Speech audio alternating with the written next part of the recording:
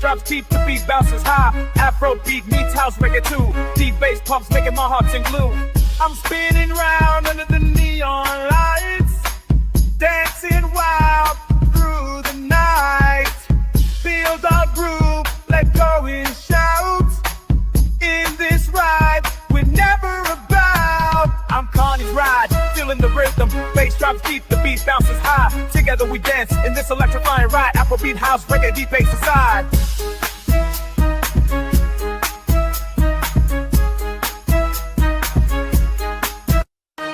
Through the crowd, I see your smile. Together we shine, no need for a while. This moment's ours, let's embrace.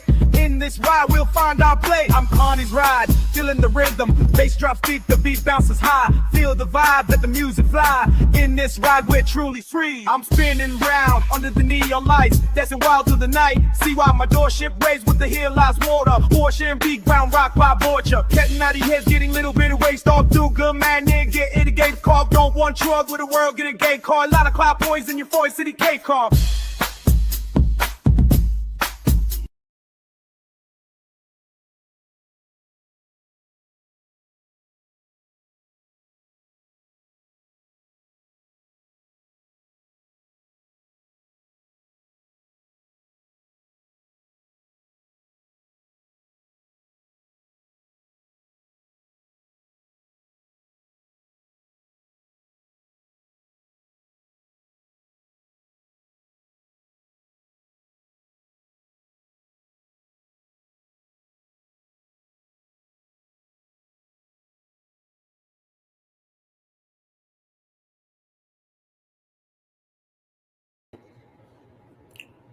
Good morning. Good morning.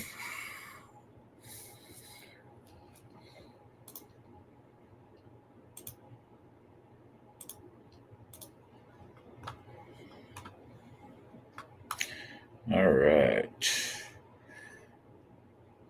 Time for my morning news.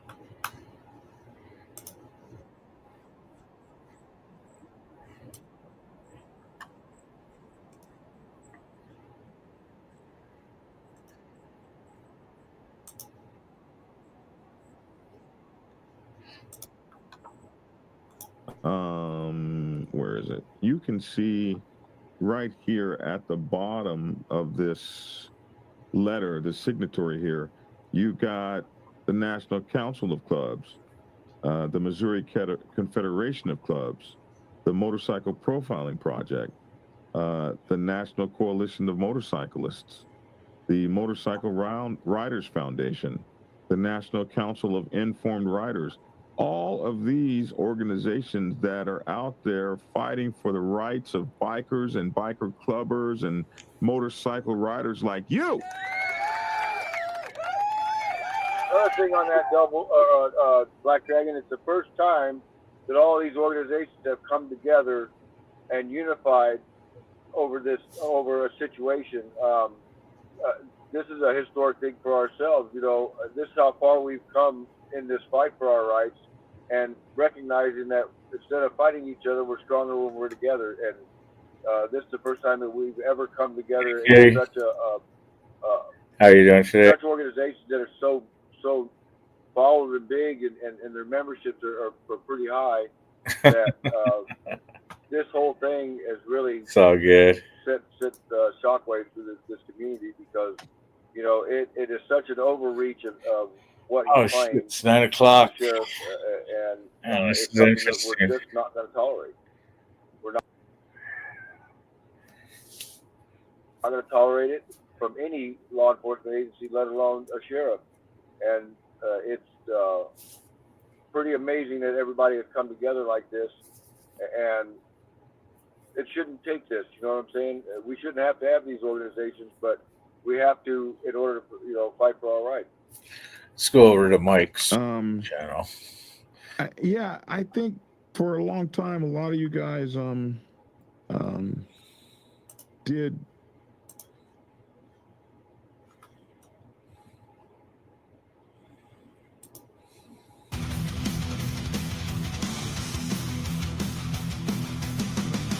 Yes, sir. Another beautiful Thursday morning. Hopefully everyone's enjoying themselves so far. You know what I mean?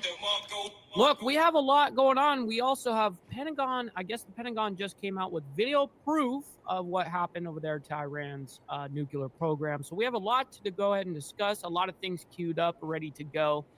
Listen, we have updates, obviously, on the Israel-Iran ceasefire, as well as Pete Hegseth is doing a press conference.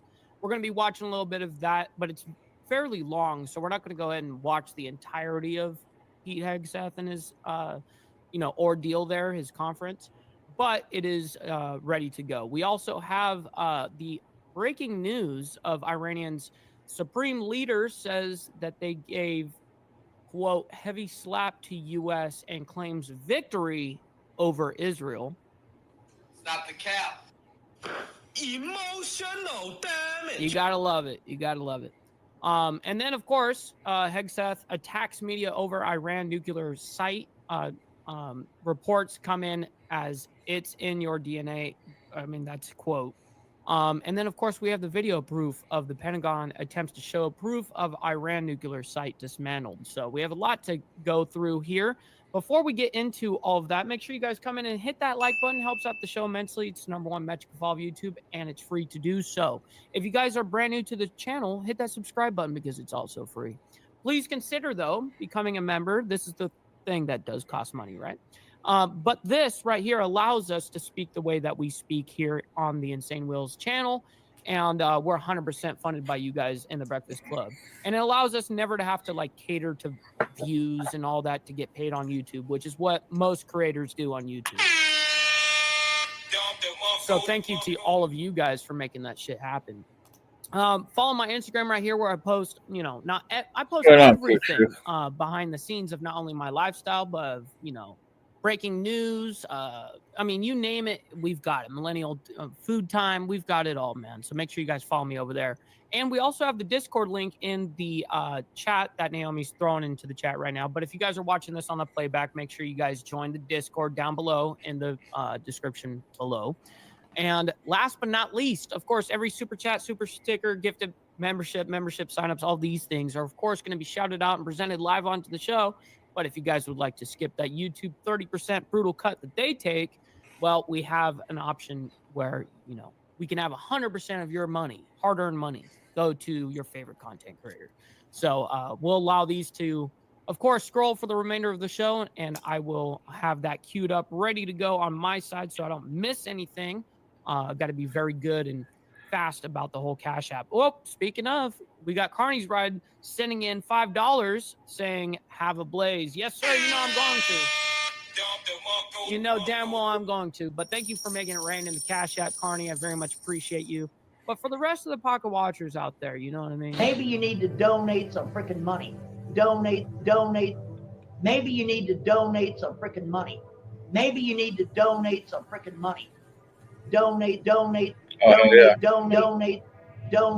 Maybe you need to donate some freaking money. Donate some freaking. And like Mike says,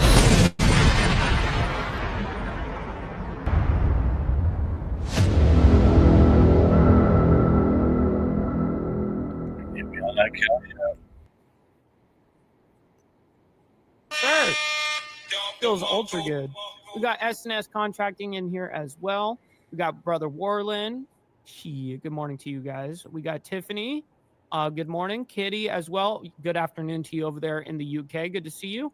We're scrolling down. We got Steve Posey, my man. Good morning to you. Papa Penguin. Appreciate you guys so much for hanging out with us. Storming and raining in Tennessee. Yeah, it's going to be for the next 6 days, actually, here where I'm. It's supposed to start today, but it's straight sun right now. I don't see any clouds. We'll see.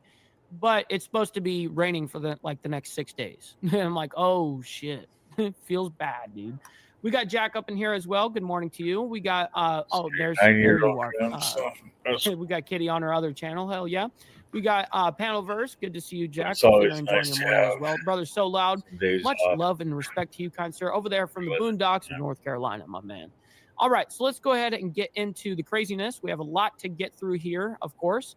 We're going to go ahead and start off on Iran's nuclear program. What is Pickaxe Mountain? So that is the mountain that hid the nuclear one of the nuclear facilities inside the mountain that we use the bunker busters on.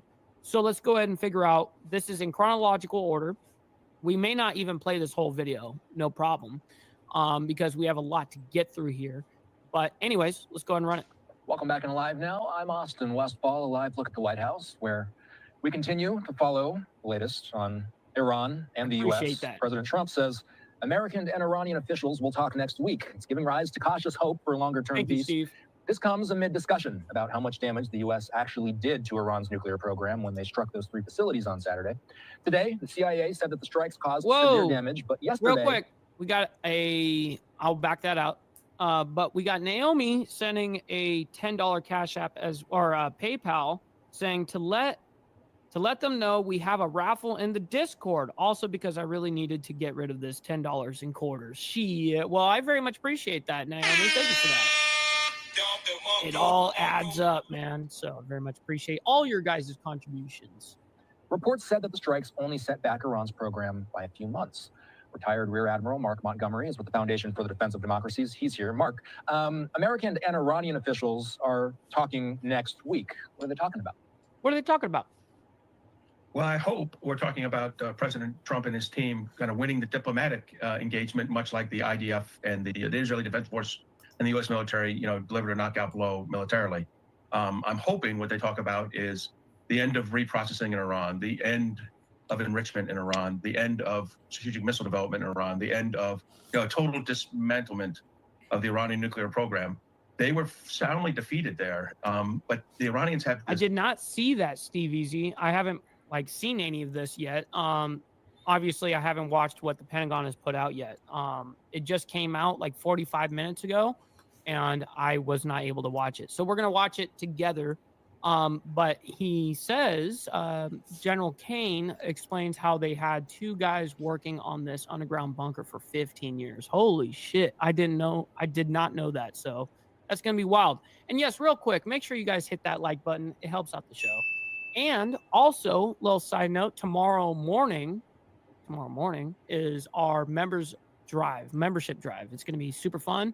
Make sure you guys hang out with us tomorrow morning. Of course, we're going to, have insane breaking news, and then the very next day we're gonna have members only for you guys on Saturday, so it's gonna be a good time. Anyways, back to this Cunning ability to win the peace after losing the war, and we need to make sure we press hard. President Trump needs to hold them accountable for the deceit and the evasion that they practice against the International Atomic Energy Agency, and push them hard in these talks to end their nuclear program. Damn, Steve. We'll talk about Israel in a moment, but I've got a few questions about the U.S. and Iran. Didn't they create? Hold on, that's crazy. Didn't they create that the bunker buster bomb? Didn't they make those in 2015 or something like that? Wow, they were prepared. Specifically, before we get to that, these are the 3 areas, as we know, that were struck on Saturday. There was a time a few days ago, Mark, when we were waiting to see how Iran would respond to these strikes. We didn't know how or where they'd retaliate. They ended up targeting a U.S. base in Qatar. All of those missiles were intercepted. No casualties were reported. There were no deaths when the U.S. hit Iran either, by the way. Looking back at the last week, Mark, something historic happened. The U.S. and Iran went directly after each other. Is it fair to say, given how volatile things were at that time, that this has played out relatively well? What's up, Johnny Reno? Good to see you, my man. Good morning. I think militarily, yes. I mean, that was a highly successful attack. That was a perfunctory de-escalatory reply by the Iranians. I mean, I would add in they gave the Qataris a phone call to say it's coming. So yes, the militarily it played out, and I just worry. I bet you a deal's going to be made. Will the diplomatic game play out as easily as the military? Because the U.S. and Israel walked away from being able to pound Iran. I mean, it was they could have continued what they were doing, and the Iranian replies were generally defeatable. There's a lot of noise out there about what exactly the type of damage that was done to the nuclear sites in Iran. We don't even have to speculate on that because we have updates on that, of course. So real quick, I do want to see what the New York Post is posting. Inside Pickaxe Mountain, Iran's secret underground fortress that may be stashing uranium stockpiles. This, Mark. They say a hidden fortress under construction in Iran, known as Pickaxe Mountain, may potentially be housing any uranium stockpiles that Tehran managed to smuggle out before the U.S. bombed its sites. The outlet says the deeply buried installation has been quietly reinforced in recent years. What's your reaction when you hear about Pickaxe? What? Oh, so this is a different mountain. I thought that that's what they were labeling Pickaxe Mountain to be, was the one that we, bombed. But I guess this could be another hidden location, it looks like. Mountain. What more do we need to know about it? It's legitimate. I mean, it's a known to the U.S. intelligence. I think that. So it is. It is a separate ordeal in a different mountain. Okay, Pickaxe Mountain. Shit. Things have been moved there. Yes. Do I think enough has been moved there to restart an Iranian nuclear program? No. Unless they know how to raise the dead. And they probably don't have any of the fucking. The equipment that you need to have that shit. You can't just have the uranium. You have to have the equipment to enrich this shit. You know what I mean? Real quick, we got Brother Slim, my man, up in the building. Good to see you. Hopefully you're enjoying your morning, as well as Mount High. Yes, sir. We got our left-handed tobacco ready to go. I've been waiting for my kind sir to be showing up so I could be sparking this. You know what I mean? But all right, let's go ahead and get back to this and spark that up. They've lost way too many scientists to really press forward on this. They've lost way too many of the Iranian Revolutionary Guard Council generals and the Iranian army generals who pushed the program. They lost all the data centers and the records that they were keeping associated with the program. The Israelis, before we struck, did a lot of damage. They did years worth of recovery damage. Now, look, that doesn't mean Pickaxe Mountain doesn't have things at it. The IAEA has been unable to visit it. By the way, further indications of the deceptive nature of the Iranians that President Obama and President Biden were warned about but ignored as they pushed forward for negotiations. Mark, what if the West decides to target Pickaxe Mountain? Do we know whether B-2s and bunker... Hell yeah. You know these could be coming back into play. We got plenty more of them. Busters are necessary to hit that site as well? Shit. It's a good question. It certainly has the look of a massive ordnance penetrator target. I don't know that for a fact, but I would... that strikes me as correct. That is absolutely correct, Mr. Minister. Sorry, Mike. Their range is actually very, very limited. There's only 5 countries in the world that can actually hit any target around the world: Russia, Britain,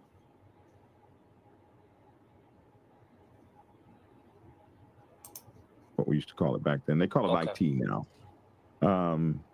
But back then it was MIS manager right after I got out of the Navy.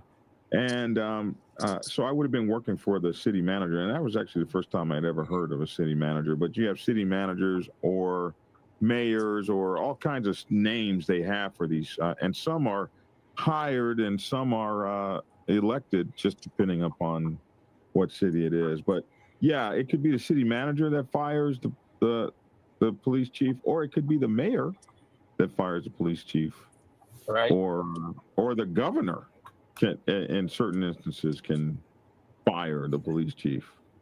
So they can be fired. They can be fired. And I think I saw a governor get rid of a sheriff. Sheriffs are elected, and I think I saw a governor get rid of. Didn't DeSantis get rid of a sheriff? So DeSantis? I don't know. That's in Florida. So. Fire the sheriff. Well, gents, I got to get going. But what I will say this is, for everybody out there, get involved with your COCs. Get involved with the Motorcycle Rights Foundation or your local motorcycle rights organization. Become a part of those organizations to help, get the voice to be louder and louder so that we're heard more clearly. And, all these clubs need to come together. If you're not part of the COC, come check it out. I mean, it's always safe in, safe out, no matter, who's there. And the more involved, the kind of easier this can get. Yeah. Thanks for being on the show. Thank you, Shay. Have a good day. We want to have you back with Double D, we missed him this morning, but tell him we wanted to make sure to get the message out. All right, Shaggy? All right, guys. You guys take care. Uncle Shaggy, 1% everyone from the Invaders Motorcycle Club. Appreciate you, man. And the chairman of the local Missouri coalition, COC Coalition of Clubs. And also, man, he's been working with the INCOM forever. He gets out there, man. Shaggy says, thank you all so much, everyone. I'm humbled and grateful for the opportunity. She's going to be doing that job amazingly. This is it. Yeah, the Florida Supreme Court upholds Governor DeSantis' decision to fire the Broward County Sheriff. He did that back in 2019. Yeah, so even the governor can get rid of your butt if things are bad. Yeah. Okay, guys, that's it, man. You guys got anything? No, man, I don't have too much of nothing, man. I see Logic out there, man, hitting that pavement, man. Be safe out there on the ground. Yes, sir. Yes, sir. Yeah. Yes, sir. I'm in the truck moving. It's Friday, man. We out here active. Of course, I could not end the show without sending a shout out to Black Dragon. Friday. Today's not Friday. Okay, well, you know. So it's not Friday. So whatever you're gonna say next, doesn't mean anything because you don't have the day right. So we could just go on and just go on without anything that you have to say next. Because it's not going to be valid because you don't even know what day it is. So y'all can't get me laughing like that on my bike now. I still want to shout out Logic and me, man. We out here moving on something that got wheels on it, man. We got Black Dragon. He's still sitting on the chair, man. I mean, I guess his chair has wheels on it too, man. You know It's not. It's not Friday, so it's not Friday. I wish I could have got more of that, but efforts you say, dude, there's no way that the Zionist regime could be completely destroyed in the first fucking place. There's no way. Because the United States is going to make sure that does not happen, dude. What are you talking about? But achieved nothing. Another one coming in, my producer flagging me. This one says, quote, the Islamic Republic delivered a heavy slap in the U.S.'s face. It attacked and inflicted damage on the Al Udeid Air Base, which is one of the key U.S. bases in the region. And we do have one more from Khamenei this Thursday morning on X saying, quote, the fact that the Islamic Republic has access to key U.S. centers in the region and can take action whenever it deems necessary is a significant matter. Such an action can be repeated in the future too. Should any aggression occur, the enemy will definitely pay a heavy price. So again, these are the latest remarks this Thursday morning from Iran Supreme Leader Ali Khamenei as he did claim victory over Israel this Thursday in his first public statement since a ceasefire was declared in the war between the two countries. Such cap, bro. Oh my God, it's so rough to listen to. We got Sick Bastard up in the building. Good morning to you, kind sir. Good to see you, as well as Joseph saying, good morning, Mr. Ball, Lucy, Breakfast Crew, Bob, and can't forget the hater, Stop the Cap. Yes, sir. Stop the cap. Good to see you, my man. Hopefully you're enjoying the morning as well. Brother GEG over there on the West Coast. Good to see you, my man. All right, so let's go ahead and move this on over. Real quick, we have, so before we get into the Pentagon, because that just came out 59 minutes ago, and we're going to end off on that because that is the video proof that the Pentagon puts out to show proof of Iran nuclear sites being dismantled. Sorry, I had a retard moment. Anyways, but we're going to get into Hegseth first. Hegseth attacks media over Iran nuclear site. Reports, quote, it's in your DNA. I'm not really sure what they're specifically talking about in the DNA aspect, but we're going to find out together. Let's go ahead and bring this up. Bam. Let's hear it out. We're going to bring back the playback speed. We're probably not going to play out this whole thing. I can tell you for sure we're not going to. Big momentous moments get missed. What President Trump accomplished in NATO yesterday was game-changing and historic. A shift in burden sharing to European responsibility in NATO that most would have said was impossible at the beginning of his term. But he said NATO needs to pay up. They started in the first term, and here in his second term, we've accelerated that. 32 NATO countries committed to spending 5% of their GDP on defense, on actually investing in the NATO alliance.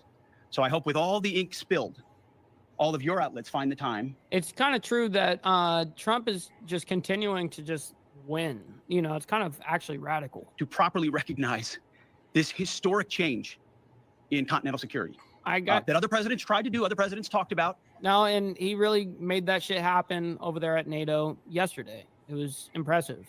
President Trump accomplished it. It's a huge deal. You see, we're here this morning because in hunting... Of course Spain is. Every country is going to try to weasel out of their 5%. Scandals all the time. In trying to find wedges and spin stories, this press corps and the press corps miss historic moments. You miss historic moments like 5% at NATO, which when you hear, I was in the closed door briefing. I wish there could have been cameras in there. When you heard the prime ministers and presidents of other countries, to a man and to a woman, looking at President Trump and saying, this never could have happened. Never would have happened. It seemed impossible 5 years ago, 2 years ago, 8 years ago. But here we are because of your leadership. If you ask them the question, I bet they'd say the same thing. But searching for scandals, you miss historic moments like recruiting at the Pentagon. Historic levels in the Army, the Air Force, and the Navy. Yeah, maybe there'll be a little mention here or there. But because it was under President Trump's leadership, because Americans are responding to him as commander-in-chief, the press corps doesn't want to write about it.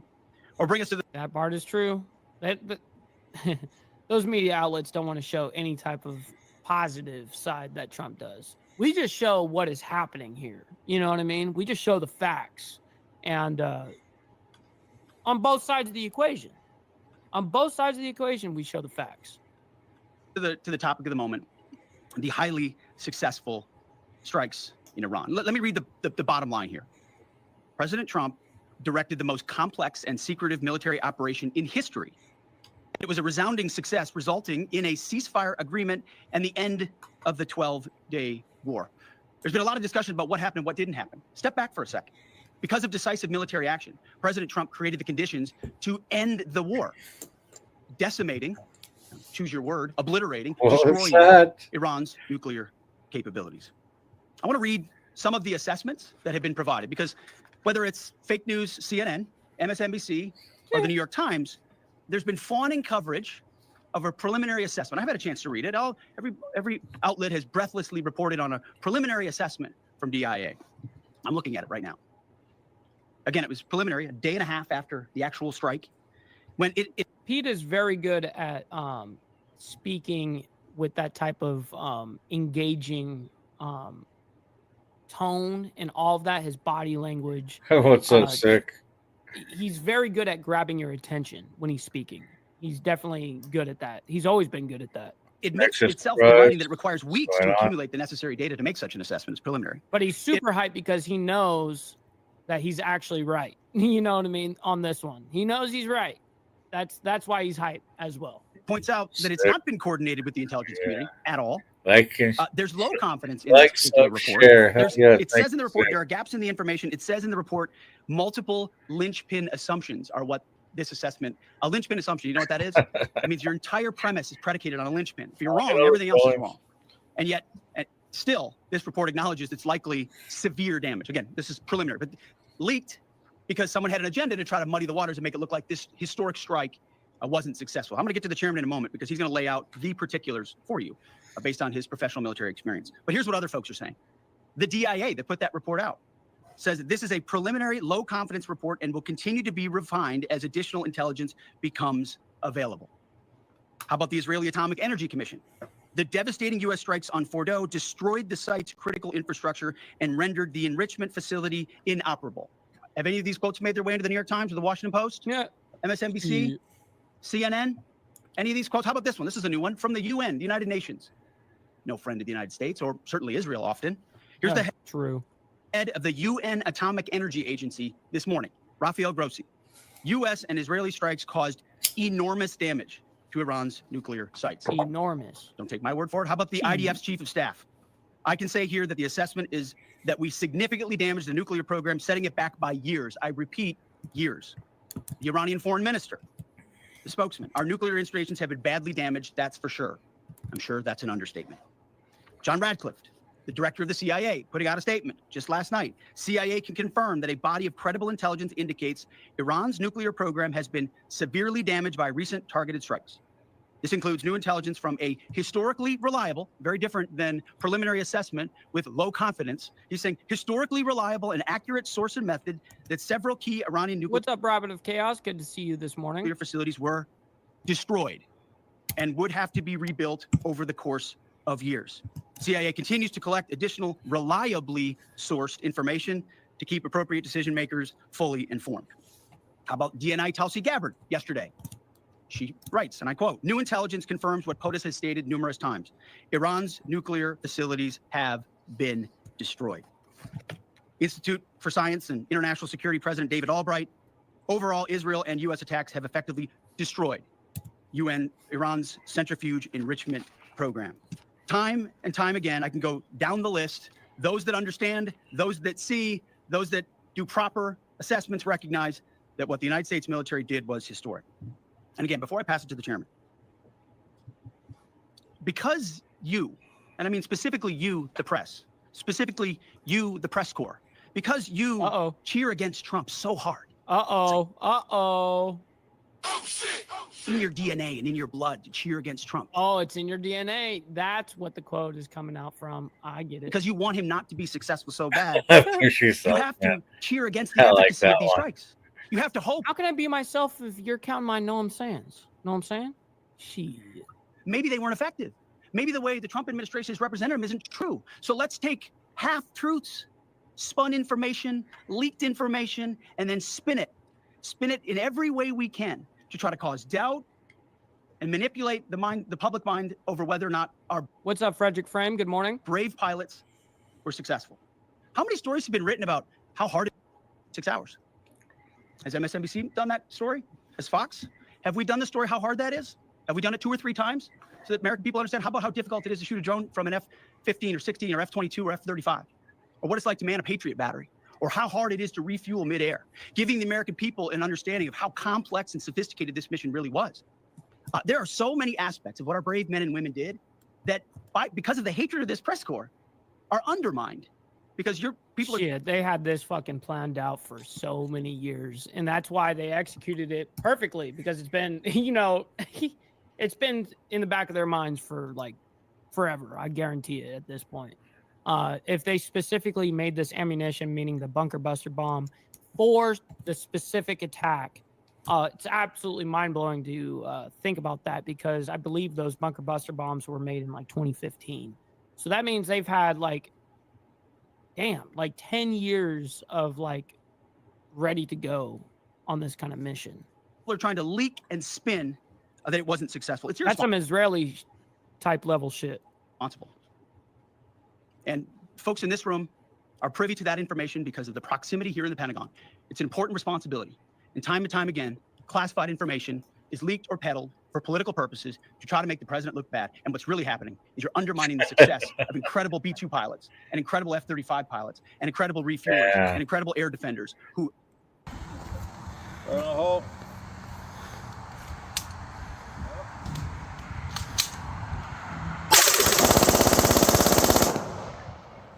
Yeah, that was shots fired right there.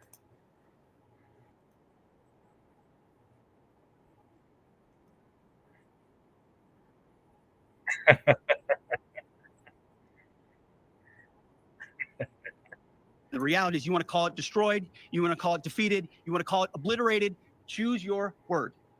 This was an historically successful attack, and we should celebrate it as Americans, and it gives us a chance to have peace, chance to have a deal, and an opportunity to prevent a nuclear Iran, which is something President Trump talked about for 20 years. And no other. What's up, Brother Lee? Good morning, kind sir. And he sends in $1 on the Cash App for the dues, man. He says, keep me in your prayers. G, absolutely, bro. We definitely are thinking about you always, man. So make sure you keep us updated, you and Tiffany over there, as much as possible, in the Discord where we all can, see and hang out with you guys. Presidents had the courage to actually do.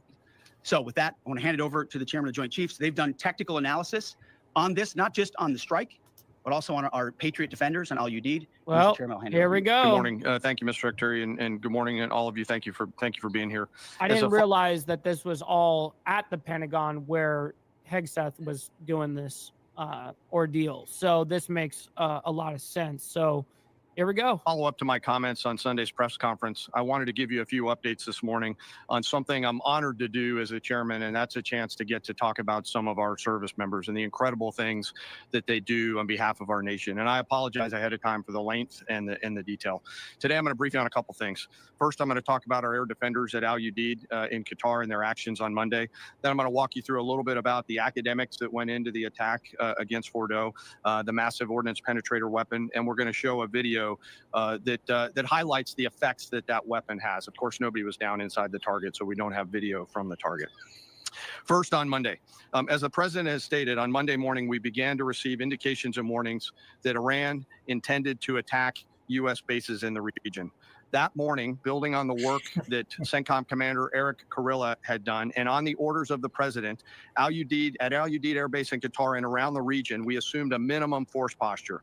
Most folks had moved off the base to extend the security perimeter out away from what we assessed might be a target zone, except for a very few Army soldiers at Al Udeid. At that point, only 2 Patriot batteries remained on base. Roughly 44 American soldiers. What's up, brother Ron Rowdy over there in down under, in Australia? Good to see you, my man. Responsible for defending the entire base, to include CENTCOM's forward headquarters in the Middle East, an entire air base, and all the U.S. forces there. The oldest soldier was a 28-year-old captain. The youngest was a 21-year-old private who'd been in the military for less than 2 years.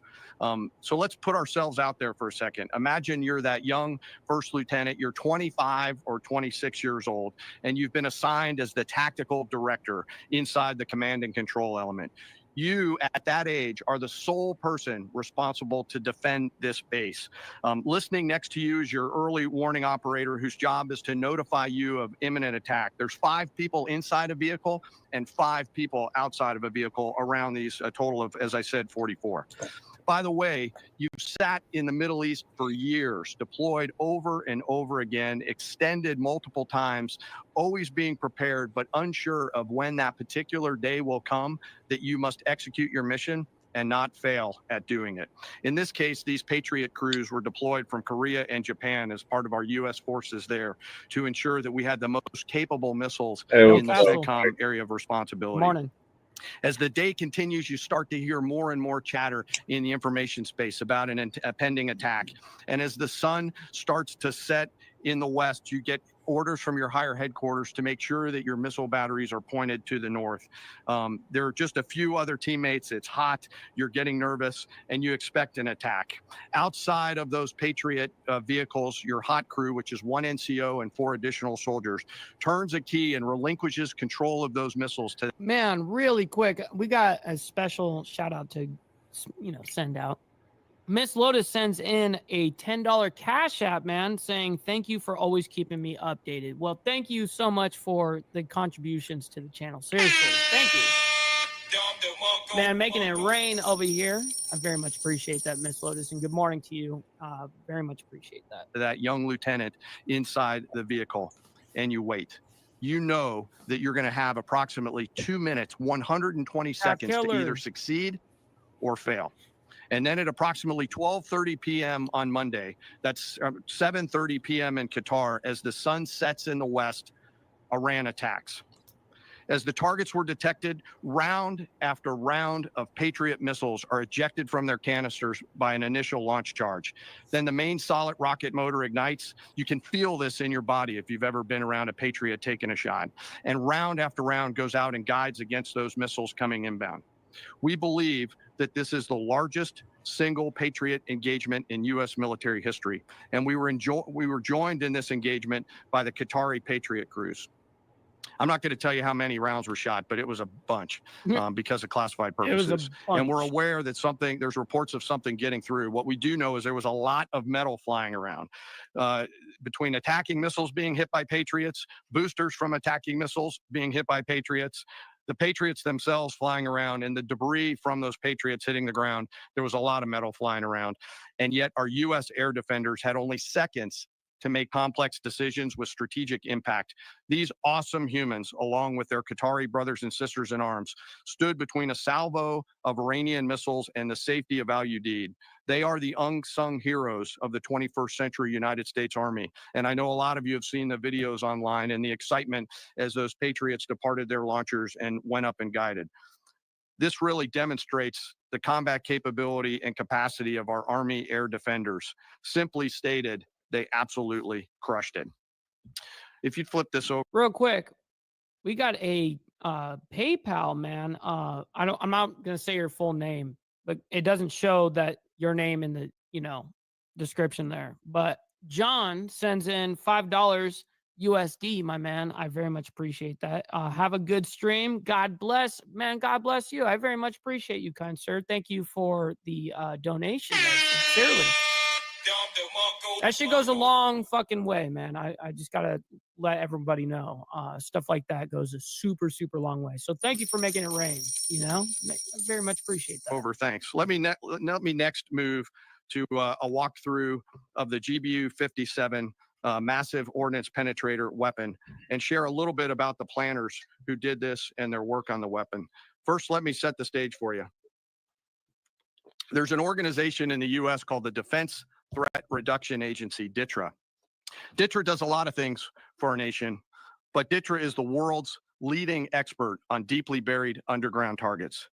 In 2009, a Defense Threat Reduction Agency officer was in 2009 brought into a vault at an undisclosed location and briefed on something going on in Iran. For security purposes, I'm not going to share his name. He was shown some photos and some highly classified intelligence of what looked like a major construction project in the mountains of Iran.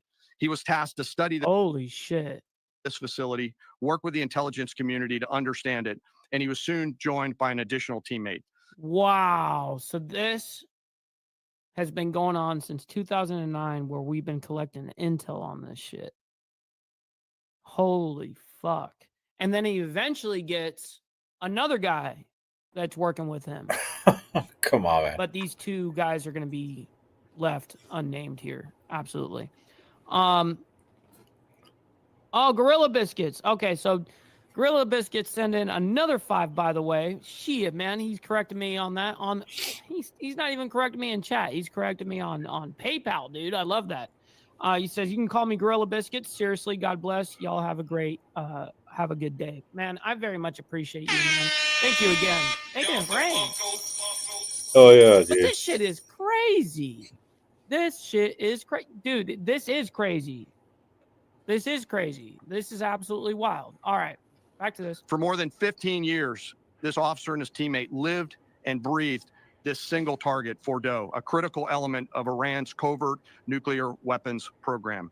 He studied the geology. He watched the Iranians dig it out. He watched the construction, the weather, the discard material, the geology, the construction materials, where the materials came from. He looked at the vent shaft, the exhaust shaft, the electrical systems, the environmental control systems, every nook, every crater, every piece of equipment going in and every piece of equipment going out. They literally dreamed about this target at night when they slept. They thought about it driving back and forth to work, and they knew from the very first days what this was for. You do not build a multi-layered underground bunker complex with centrifuges and other equipment in a mountain for any peaceful purpose.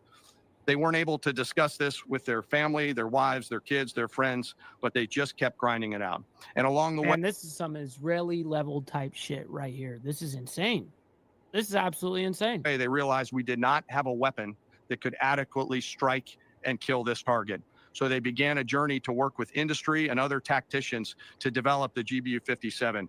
They tested it over and over again. No, they created the bunker buster bomb specifically for this facility. Holy fuck. Adequately strike and kill this target. So they began a journey to work with industry and other tacticians to develop the GBU 57. They tested it over and over again, tried different options, tried more after that. Wow. They accomplished hundreds of test shots and dropped many full-scale weapons against extremely realistic targets for a single purpose: kill this target at the time and place of our nation's choosing. Wow. And then on a day in June of 2025, more than 15 years after they started their life's work, the phone rang and the President of the United States ordered the B-2 force that you've supported to go strike and kill this target. Yesterday, I had the incredible honor and privilege of spending time with these two Defense Threat Reduction Agency officers who've given so much. One of them said, quote, "I can't even get my head around this. My heart is so filled with the pride of being a part of this team. I am so honored to be a part of this." To you both, thank you, and thank you to your families. Operation Midnight Hammer was the culmination of those 50. I'm not gonna lie. I'm not gonna lie. I am absolutely mind blown right now. You and thank you to your families. Operation Midnight Hammer was the culmination of those 15 years of incredible work. The air crews, the tanker crews, the weapons crews that built the weapons, the load crews that loaded it.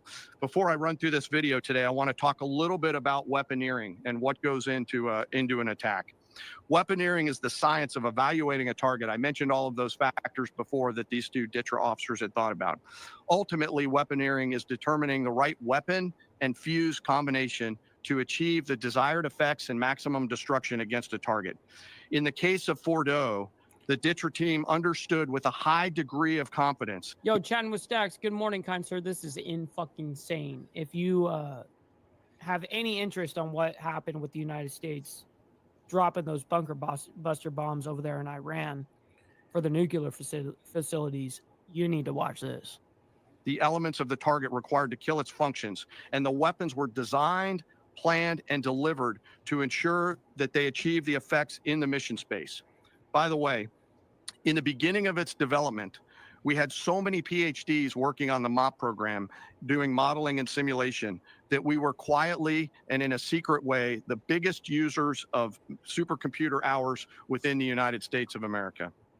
So let me talk about the graphic a little bit. And the GBU-57, which all of you I know is a 30,000 pound weapon, dropped only by the B-2. It's comprised of steel, explosive, and a fuse, programmed bespokely each weapon to achieve a particular effect inside the target. Each weapon had a unique desired impact angle, arrival, final heading, and a fuse setting. The fuse is effectively what tells the bomb. Well, the fuse is inside, and it hits, goes down below, can go down as far as 200 feet, as they say, and then it explodes, which is the fuse doing the job on the inside. To function. A longer delay in a fuse, the deeper the weapon will penetrate and drive into the target. So on Fordo, in June of 2008, you can see these three holes depicted here is the main. 2008, when they were testing this shit, I guarantee it. Exhaust shaft with two additional ventilation shafts on either side. The United States decided to strike these two ventilation shafts, as seen here on the main graphic, as the primary point of entry into the mission space. In the days preceding the attack against Fordo, the Iranians attempted to cover the shafts with concrete to try to prevent an attack. I won't share the specific dimensions of the concrete cap, but you should know that we know what the dimensions of those concrete caps were. Holy shit. The planners had to account for this. They accounted for everything. Lawrence, good morning. The cap was forcibly removed by the first weapon, and the main shaft was uncovered. Weapons 2, 3, 4, 5 were tasked to enter the main shaft, move down into the complex at greater than 1,000 feet per second, and explode in the mission space. Weapon number 6 was designed on each side, so there were 6 on each side. Weapon number 6 was designed as a flex weapon to allow us to cover if one of the preceding jets or one of the preceding weapons did not work. The video I'm about to show you is a culmination of over 15 years of development and testing. As I said, hundreds of test shots on various models. This is one weapon. So if you take a view of this as 5 additionals, you'll get a sense of what this looks like. Hopefully you can see it and there's not too much reflection. Tom runs our videos out there. We'll run it at full speed so you can see it and then go back through it. Go ahead, Tom. Yeah, this is nuts. This is nuts that they have this much intel. Look, there's a video.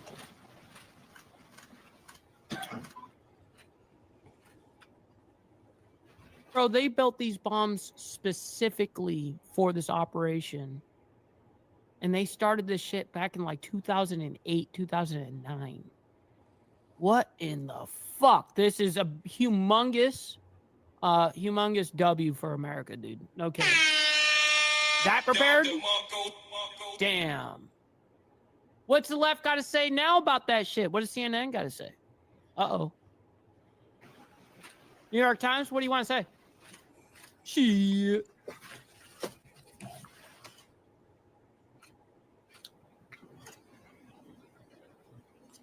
Keep it going for a minute. You'll see inside the mission space. Inside the mission space. That's funny. What the fuck? Unlike a normal surface bomb, you won't see an impact crater because they're designed to deeply bury and then function. I know there's been a lot of questions about that. All 6 weapons at each vent at Fordo went exactly where they were intended to go. A bomb has 3 effects that causes damage: blast, fragmentation, and overpressure. In this case, the primary kill mechanism in the mission space was a mix of overpressure and blast, ripping through the open tunnels and destroying critical hardware. The majority of the damage we assessed based on our extensive modeling was a blast layer combined with the impulse extending from the shock. Imagine what this looks like 6 times over. A point that I want to make here: the Joint Force does not do BDA. By design, we don't grade our own homework. The intelligence community does. But here's what we know following the attacks and the strikes on Fordo. First, that the weapons were built, tested, and loaded properly. 2, the weapons were released on speed and on parameters. 3, the weapons all guided to their intended targets and to their intended aim points. 4, the weapons functioned as designed, meaning they exploded. And we know this through other means, intelligence means that we have, that were visibly, we were visibly able to see them. And we know that the trailing jets saw the first weapons function, and the pilots stated, quote, "This was the brightest explosion that I've ever seen. It literally looked like daylight." Let me now turn to the bomber crews themselves, give you a few details about them. The crews that attacked Fordo were from the active duty Air Force and the Missouri Air National Guard. The crews ranked from captain to colonel, and most were graduates of the Air Force Weapons School headquartered at Nellis Air Force Base in Nevada. I will state for the record that there is no beach volleyball or football at the Air Force Weapons School. There were male and female aviators on this mission. And a crew member told me when I talked to them on video the other day that this felt like the Super Bowl, the thousands of scientists, airmen, and maintainers all coming together. Wow. One last story about people. When the crews went to work on Friday, they kissed their loved ones goodbye, not knowing when or if they'd be home. Late on Saturday night, their families became aware of what was happening. And on Sunday, when those jets returned from Whiteman, their families were there. This shit's nuts. Flags flying and tears flowing. I have chills literally talking about this. The jets rejoined into a formation of 4 airplanes, followed by a formation of 3, and came up overhead Whiteman, proudly in the traffic pattern, pitching out to land right over the base, and landing to the incredible cheers of their families who sacrifice and serve right alongside their family members. Like I said, there were a lot of flags and a lot of tears. One commander told me this is a moment in the lives of our families that they will never forget. That, my friends, is what America's Joint Force does. We think, we develop, we train, we rehearse, we test, we evaluate every single day. And when the call comes to deliver, we do so. I could not be more proud standing up here today of our Joint Force. I'm filled with gratitude that I get to tell their story. And as we stand here right now, our forces remain on a high state of readiness in the region, prepared to defend themselves. And one last thing, our adversaries around the world should know that there are other DTRA team members out there studying targets for the same amount of time, and we'll continue to do so. Thank you very much. I apologize for the length. I look forward to your questions. Wow. Mr. Chairman, I would just that was amazing. Thank you, by the way, for that extensive work to lay down. I mean, even, do you have that laser pointer? Yes, sir. Thank you, swearing me away as always.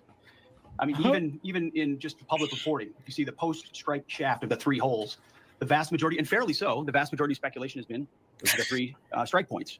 When in actuality, what you realize is these are the vents, these are the caps. The first munition took the cap off, and the other 5 went down the center hole, which if you're planning the target, you would want it to be the direct one going to the bottom. These are the types of things that go into the planning for a strike that the Pentagon would not expect the press corps or the American people to initially understand. So yeah, laying of course. That's way above our pay grade. Information out is helpful, but it's also why we ask for a beat, for a moment, for a day or 2, the opportunity to tell that story, because as the chairman said, these men and women that did this mission They just want to do their job. They're not expecting their story to be told. They're not expecting the glory. They are grateful for the flags and the hugs of family. That's why they do the job. But they also know they were part of something historic. We know how historic it was. The chairman does. I know our staffs know. And so that's why we are, and the president of the United States knows. And that's why it's almost personal when we see the way in which leaks are used to try to disparage the outcome or muddy the waters about the impact of what happened without being responsible with information and allowing the professionals to assess and provide that information just like the chairman did. So thank you, Mr. Chairman, for that information. And we welcome a few additional questions. Yes, sir. General, on Sunday, you said final battle damage will take some time. And you also said, I think BDA is still pending, and it would be way too early for me to comment on what may or may not still be there at the nuclear facility. So that was just over 3 days ago. So what has changed? How do these questions go, Steve? Is it worth watching the questions? Would you use the term obliterated as well? Sure, like I said, we don't do BDA. I'll refer that to the intelligence community. And you're talking with them. I mean, what changed in the past 3 days and make you so, you know? Sir, I think I said. I mean, I think I explained what changed. There was a great deal of irresponsible reporting based on leaks, preliminary information in low confidence. Again, when someone leaks something, they do it with an agenda. True. And when you leak a portion of an intelligence assessment, but just a little portion that makes it seem like maybe the strike wasn't effective, then you start a news cycle, whether it's the Washington Post or Fox News or CNN or MSNBC, you start a news cycle that starts to call into question the efficacy. Well, that's why. So you bring the chairman here, who's not involved in politics. He doesn't do politics. That's my lane to understand and translate and talk about those types of things. So I can use the word obliterated. He could use defeat, destroyed, assess, all of those things. But ultimately, we're here to clarify what these weapons are capable of, which anyone with two eyes, some ears, and a brain can recognize that kind of firepower with that specificity at that location and others is going to have a devastating effect. And the amount of intel and how long they've been doing this for 15 years. So we all recognize there will be days and weeks ahead. That's why yesterday I said, if you want to know what's going on at Fordo, you better go there and get a big shovel, because no one's under there right now. No one's under there able to assess, and everyone's using reflections of what they see. And that's why the Israelis, the Iranians, the IAEA, the UN, to a man and to a woman who recognize the capability. Hey, man, we got Brother Dwayne, my man. Good to see you. And remember, rubber side down, shiny side up. Absolutely. And make that trip safe, man. This weapon system are acknowledging how destructive it's been. So that's what's changed. Just 3 or 4 days later. What see, this is a point. This is how difficult it is to actually manage. You just watched a video of what this weapon is capable of. That's where we find our confidence, is in the skill of men and women and the capability of the systems they employed, and the recognition so far in the reflections that it was a highly successful mission. Sure, I think you could, I'd say go out, the IC should be able to help you answer that question. They look at a variety, as the Secretary has alluded to, we look at a variety of things. I don't do that. They do all different sources of intel, which I'd refer you to them to get clarity on the instance. So again, I go back to the IC, whether it's Director Radcliffe or ODNI Gabbard. I read the statements at the beginning. They're the ones. Okay, so I think that's good enough for us on the ordeal there, the press conference. The last thing that I do have for you guys right here, let me go ahead and pull this up. And also let me double check my words that this is the last story. It is. Okay. And it's very quick. It's only 2.5 minutes long. So let's go ahead and pull this up for you guys. This looks interesting. Supreme Court ruling allows states to cut off Medicaid funding to Planned Parenthood. I do want to head over to some breaking news at this time. Breaking Take a look news. at this. This is the happening Supreme Court 57 minutes ago. Breaking news 57 minutes ago. And we'll bring back the playback speed. Now allowing states to cut off Medicaid funding to Planned Parenthood. This is part of several of those decisions that we have been waiting for on this Thursday. Taking a live look here just outside of the Supreme Court, where you can see several people are gathered there protesting. I do want to read the latest report here from the Associated Press. You got to expect As it says this, the Supreme Court allowed states to cut off Medicaid money to Planned Parenthood in a ruling handed down Thursday amid a wider Republican-backed push to defund the country's biggest abortion provider. The case centers on funding for other healthcare services Planned Parenthood provides in South Carolina, but the ruling could have broader implications for Medicaid patients. Public health care money generally can't be used to pay for abortions. Medicaid patients go to Planned Parenthood for things like contraception, cancer screenings, and pregnancy testing, in part because it can be tough to find a doctor who takes the publicly funded insurance, according to the organization. South Carolina's Republican governor says no taxpayer money should go to the organization. The budget bill backed by President Trump and Congress would also cut Medicaid funding to Planned Parenthood. That could force the closure of about 200 centers, most of them in states where abortion is legal, according to you. What's up, Chairman of the Board? Good to see you, Brother Anson. Hopefully you're enjoying the morning so far. Again, to the organization. The governor, Henry McMaster, first moved to cut off Medicaid funding to Planned Parenthood in 2018, but was blocked in court after a lawsuit from a patient named Julie Edwards. Edwards wanted to keep going there for birth control because her diabetes makes pregnancy potentially dangerous. So she sued over a provision in Medicaid law that allows patients to choose their own qualified provider. South Carolina, though, argued that patients should not be able to file those lawsuits. The state pointed to lower courts that have been swayed by similar arguments and allowed states such as Texas to block Medicaid funding from Planned Parenthood. Public health groups like the American Cancer Society, by contrast, said in court papers that lawsuits are the only real way that Medicaid patients have been able to enforce their right to choose their own doctor. Losing that right would reduce access to health care for people on the program, which is estimated to include 1/4 of everyone in the country. In South Carolina, $90,000 of Medicaid funding goes to Planned Parenthood every year, a tiny fraction of the state's total Medicaid spending. The state banned abortion at about 6 weeks gestation after the High Court overturned Thank you, a nationwide Motorbomb. right back in 2022. Shit. Yes. Well, that's Thumbs fucking up, crazy. share and All right. sub to help I'll channel. go ahead and grow. bring that out. That is the end of the news segment for this morning, ladies and gentlemen. So make sure you guys stick around because we're going to be rating our buddy Carney. He's live right now, so make sure you guys stick around for that. Appreciate it, Mike. And real quick, I very much appreciate all of your guys' contributions, whether it was donations, you guys engaging in the chat, leaving comments, hitting that like button. Make sure you guys hit that like button, by the way. I very much appreciate that. For more of the breaking news, as always, what we do over there on Instagram is we constantly are breaking news and all the personal things behind my life as well. So make sure you guys follow that. Make sure you guys also join the Discord server. Naomi will throw it into the chat for anybody in the playback. Make sure you guys hit the video description and it's in there. So make sure you guys join up. We continue the conversation there, and it's a whole bunch of family there. So listen, much love, honor, respect to everybody. Stick around for the raid, and we'll see you guys tomorrow morning for more of the World's Madness and also a membership drive for all the Breakfast Clubs. It's going to be a good time. Make sure you guys show up for that shit. But until tomorrow morning, God bless, and we'll see you guys. Much love. Wow. That's awesome.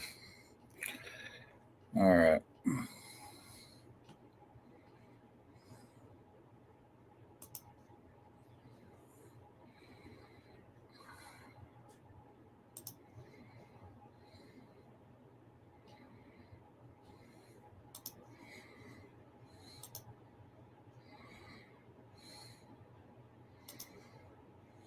Yeah, incoming raid. Thanks, Naomi.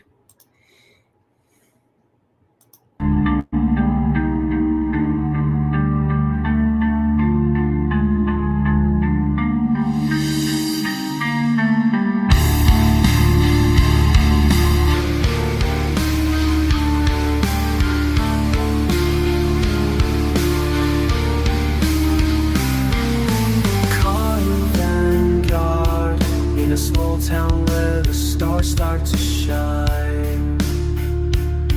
The young man stands with the sunset's goodbye. He whispers to the wind about days gone by. Lost in time yet hopeful, he feels alive. Carney Vanguard, his heart beats slow as the sun sets low. Dreams of tomorrow, but fears he may fall.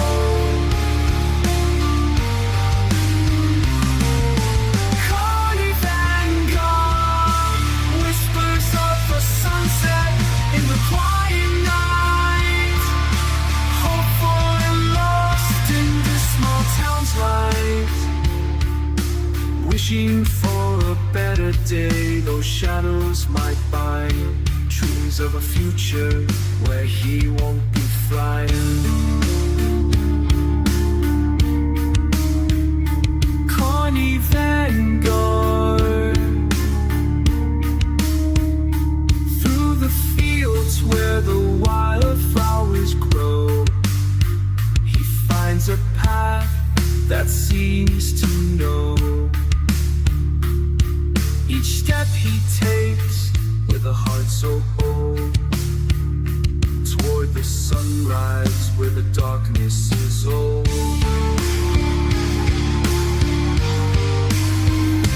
Carney Vanguard, his spirit lifts as the sun sits low.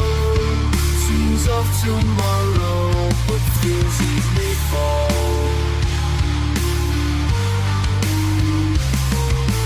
Carney Vanguard, whispers of the sunset in the quiet night, hopeful and lost in this small town's light.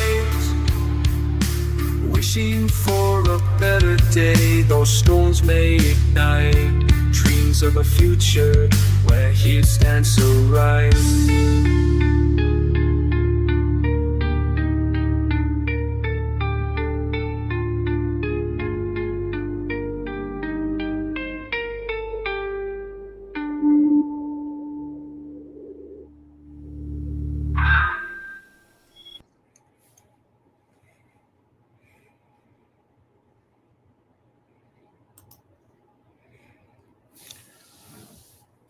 Thanks, Mike. I appreciate the raid. Uh, Steve Posey, which bike? There was many in there. But yeah, I appreciate it. Naomi, SNS, Dwayne, Moto, Sick, Kitty, all you guys, Hardwire, Tiffany, how you guys doing?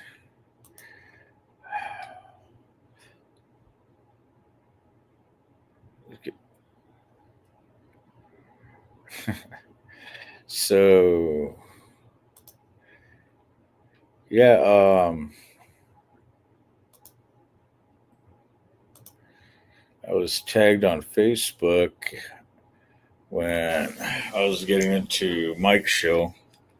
Kind of didn't see it right away, but we're going to get into that here in a minute.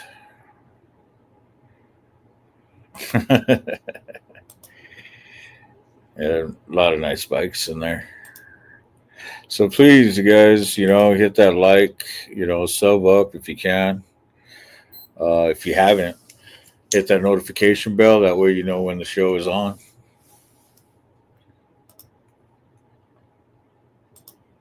And if you like, you want to help support the channel and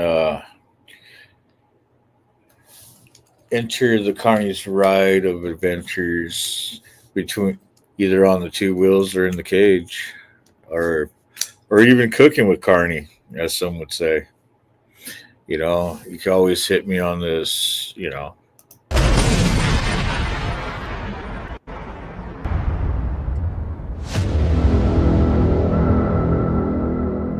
Cash App, $, Carney Vanguard, capital C, capital V. Even got down on the ticker right below us. Even got PayPal there set up. But yeah, I do like the Cash App. Quick Shoe, how you doing?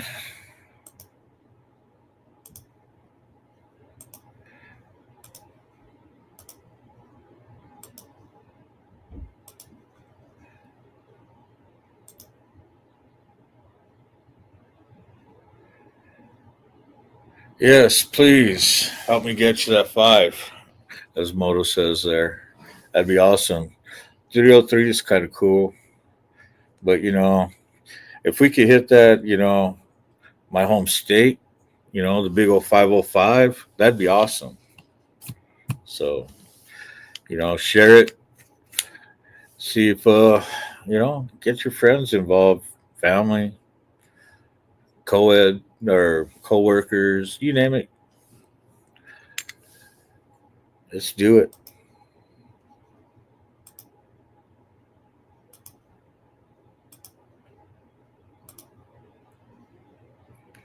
Are we not men? We still around in here?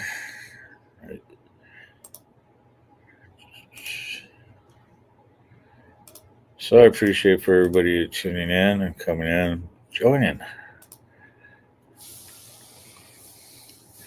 So Here. Let's go to.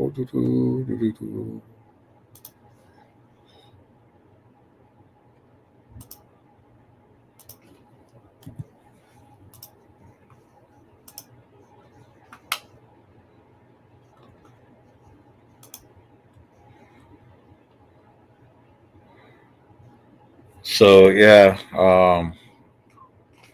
missed out a little bit parts of Black Dragon show. I was kind of listening in on the earbud when we were doing the show earlier this morning, the coffee show. But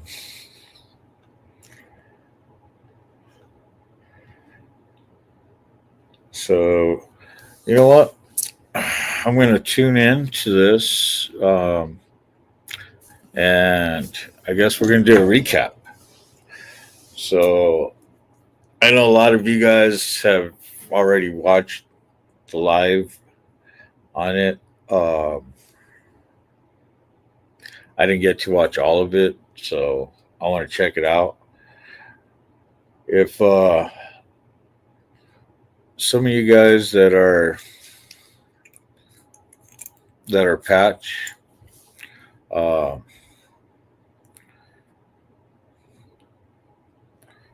you know what? Hit me up. I'll send you the link, and hey, we'll review it together. I mean, Shaggy's an awesome guy. Black Dragon's awesome, and his co-hosts, Lavish and Logic, they're pretty cool. So yeah. Well, yeah, this is the whole thing about the, what is it? Oh yeah, Double D was in this apparently too. Shoot, I really got to tune into this. Some of you might or might not know. I do hold the CLC, this national CLC patch. So let's go back to YouTube's.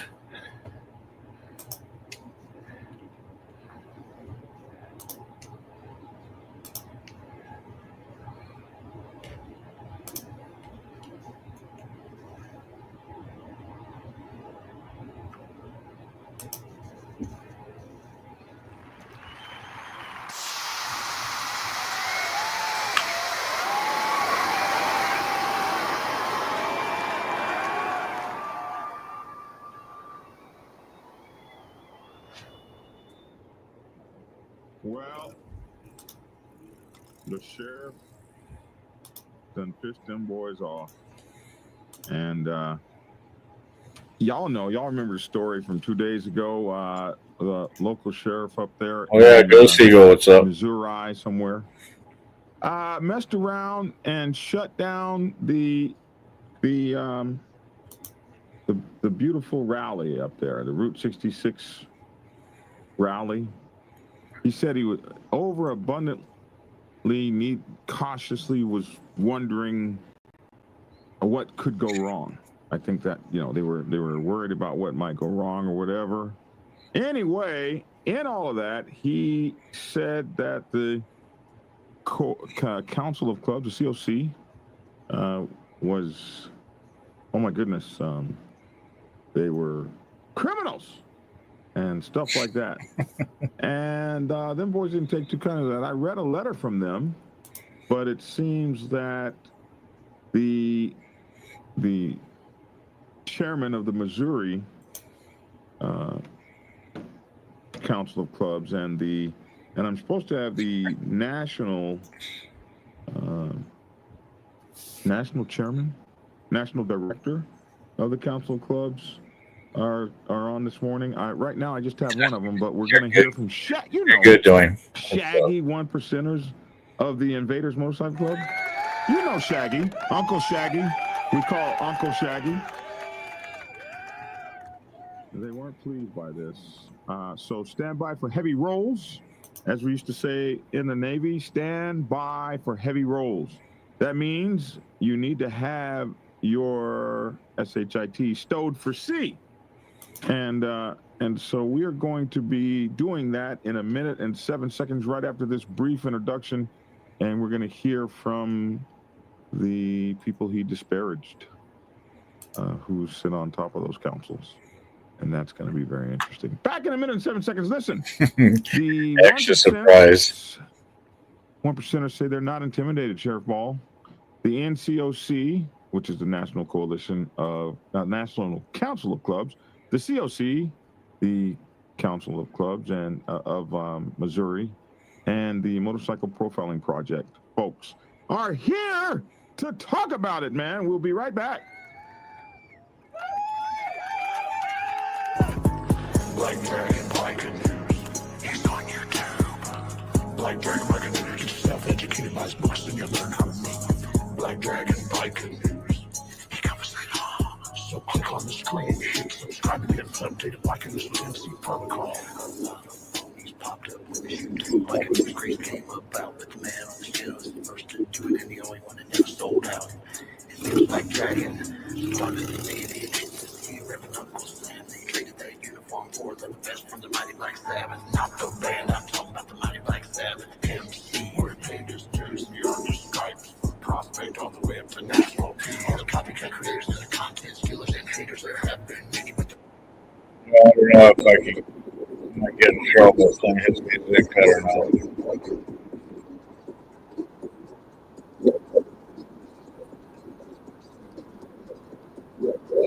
Hello?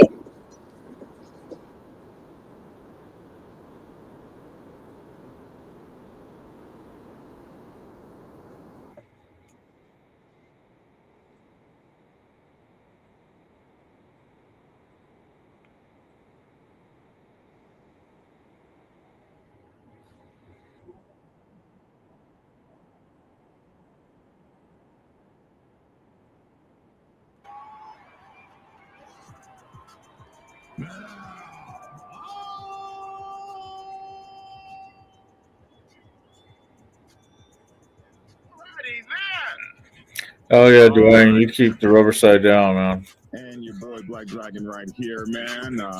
Welcome to the show. I'd like to bring on my co-host out there in the terrible heat. Are you there? We are the only show with our own preacher, Dr. Logic. You see me? Yeah, you were all locked up. We're the only show with our own doctor. across different countries. Yeah, you had me all messed up for a minute. Reverend Logic in the house from God's I'm in the house. Motorcycle Ministry. Out there in the world. On his way to being out there in the world on an iron butt. You're not going to make that iron butt sitting there. Son, man. That fool. I'm sorry. I didn't mean to say that online. What? You just like really like just sitting there for real in traffic. Really? I'm really sitting here for real. For real. Y'all don't see all them people behind me? Wow. And there's a line in front of me. My map telling me I can go up here and do a U-turn, but they got the exit blocked off. If I could have got up the exit, I would have went back about 2 miles, cut over, got on a different road, and rolled past all this. But they got the exit blocked off. You're on a motorcycle. Can't get off on the exit. Nothing can block you. You're on a motorcycle. Well, they got that exit blocked off. Nothing can stop me. I'm all the way. I forget how that song goes. Hey, listen, man. Last couple days ago, we did a show, and the sheriff was able to shut down a beautiful. It looked like it was going to be absolutely beautiful. This thing that these guys were going to attend. It was a beautiful. What do they call those things? Like a roundup. I think that's what it was called, a roundup. And the sheriff wouldn't allow it to happen. Here we have the story here. Pulaski County motorcycle rally canceled amid safety concerns. So that's what they said, safety concerns. And so the sheriff shut this thing down, and That's what it was called. The Mid-Missouri Route 66 Roundup Rally was scheduled to take place June 22nd through 20th through the 22nd. Motorcycle Here we go. rally cancellation sparks controversy in Pulaski County. KRCG 13 Sarah Cummings spoke to the county sheriff about why he felt Oh, that he could not sucks, support Dwayne. the event. I guess like that through Texas, Oklahoma The areas. Mid-Missouri Route 66 Roundup Rally was scheduled to take place June 20th through June 22nd at the Pulaski County Fort Leonard Wood Shrine Club. I didn't shut the rally down. I just didn't support it. The general manager with the Pulaski County Club says the decision to cancel the event was made by the hierarchy above him and was due in part to planning issues and rumors surrounding the event. The Pulaski County Sheriff says safety was his main concern. We've had several incidents in this area. Just last year, there was a shooting then between two motorcycle clubs, and then 4 or 5 months later, a clubhouse burns down. The sheriff says he received information about the rally, including so-called 1% motorcycle clubs known for criminal activity coming to the area. I was very concerned of what might happen. It was not about bikers. I ride a bike myself. It was not about the military clubs. A statement on the rally's Facebook page says the group feels the event was canceled due to sabotage, jealousy, and lies. KRCG 13 reached out to the group for comment and did not hear back. The sheriff says information he received throughout this process led to another development. It also opened up the door to reopening the arson investigation. Resuming the investigation of a fire involving the Wingman Motorcycle Club's clubhouse in 2024. We're already digging into it, and we've already got leads. So we'll find them, and we will hold them responsible. In Pulaski County, Sarah Cummings, KRCG 13. Yeah, man. So that was that story, and that was very interesting. In the story, however, let's see, how do I get back to it? There we go. Now, in the story, he also went so far as to say, he said, we've had several incidents in this area just last 3 years, a shooting between two motorcycle clubs, and then 4 or 5 months later, a clubhouse burns down. To me, that's not coincidence. That's retaliation. This had nothing to do with the event, of course. Nothing to do with the event. He also said he received information about the rally that caused him concern. That information included so-called 1% motorcycle clubs known for criminal activity coming to the area. He said he was very concerned of what might happen. So like we said the other day, this is like the Minority Report. They get you for what you might do. In the Minority Report, at least they saw ahead and saw some. You guys remember the movie The Minority Report? The guy had actually done something in the future. Here, this is what you might do. We're policing on what might happen, and maybe that's how policing goes these days. He said his lack of support for the rally was about safety, nothing about safety. He said it wasn't about bikers, but it was absolutely about bikers, and 1% are bikers, most specifically. He said, I ride a bike myself, probably a metric bike. It was not about the military clubs that we have around here, but it's absolutely about the military clubs and the veterans, because that's who you're negatively affecting. He said, at the end of the day, it's my job to keep the county safe. But, it's also your job to enforce the Constitution, and people have a right to gather.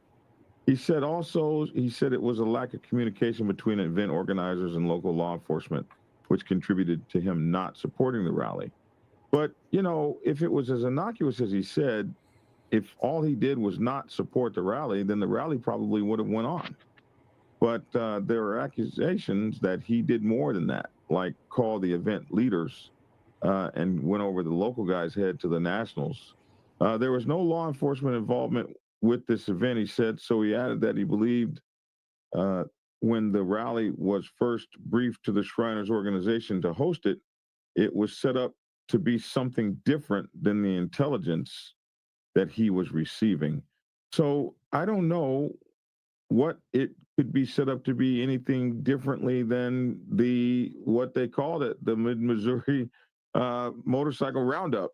what was different? What intelligence was he? Was this a meeting of 1%ers to discuss ways to attack citizens and terrorize the county? Like what was different than the intelligence he was receiving? It's just so. A statement on the rally's Facebook group said that they thought it was canceled because of sabotage, jealousy, and the fallacy that all bikers and motorcycle clubs are criminal and up to no good. Even the fallacy that every 1% motorcycle club member is up to no good. He said the intelligence that we gathered, it also opened up the door to proceed with the reopening of the arson investigation. So the intelligence that he gathered about the rally opened up the door to proceed with reopening the arson investigation. What? Someone at the rally said, "Oh yeah, and we know who burned down the club." Like, it's crazy. The sheriff's office resumed the investigation of the fire involving the Wingman's Motorcycle Club. It sounded like that was something that they needed to do. He said, "We're already digging into this. We've already got evidence. People have been telling us something already. We already know some things." There was another thing that he said that was particularly that really got these guys mad, and I'm trying to find it, where he called the COC criminal. Is that not in this article? It's supposed to be here. It was somewhere in here somewhere. He also said he was not part of the decision, but later he came on and said, "Go ahead, blame me. I caused this." Oh my goodness. So I don't see. Oh, here it is. Yeah. Is this it? No, it's not. It's where's that story? Where the hell is the story with that in it? Well, we read it yesterday. Man, I don't believe we don't have that queued up here, man. Forgive me, folks. It was. Huh? No, Anyway. no. I thought you said you had it. We had. Did we have two stories yesterday? Maybe we had two stories. Let's see. Let me find it. Sheriff Ball shuts down rally. See if we can find it that way. Here we go. This might be it. Oh, that's They mine. said we're gonna be here about 2 hours. 1 to 2 hours. Yeah. Well, enjoy the show. I got to find the part where he said that the COC was connected with these guys, man. But anyway, we actually, you know where that is? That's in. I know where that is. That's in the letter that we got. We got another piece of evidence here. Hold on, let me pull that up here. Man, I go through so many stories so fast; they just be disappearing off the Black Dragon's hard drive. I need some better help from you guys, man. I don't know why I don't get any proper help from you and Lavish. And this is y'all's fault. The national. Oh yeah, blame us. Yeah. Okay, here we go. So the National Coalition of Clubs sent a letter out, and in this letter, he said, "We have received." In the story that we read yesterday, he said, and I quote, "We received credible intelligence from multiple law enforcement partners, including state and federal agencies, indicating that this rally was being promoted to members of the Confederation of Clubs." Did I say Council of Clubs? Confederation of Clubs. There we go. I'd be screwing things up. Forgive me, Confederation of Clubs. Confederation of Clubs and various 1% outlaw motorcycle gangs, OMGs. These are not harmless hobbyists. These are organizations with well-documented ties to organized crime, territorial violence, drug trafficking, and in some cases on going investigations in our state. And this right here is the phrase that did it. So we have our man, Shaggy 1%er on. He is the local chairman of the, let me get his title right so I don't mess it up. Oh yeah, I Chairman appreciate of it, guys. the Missouri COC. That's him. And we're supposed to have Double D of the 1%er of the Outsiders Motorcycle Club, director of the Motorcycle Profiling Project, and spokesman of the National COC. But he's not on yet. But anyway, let's introduce our guest, Shaggy 1%er, so that we can get him on here. What's up, man?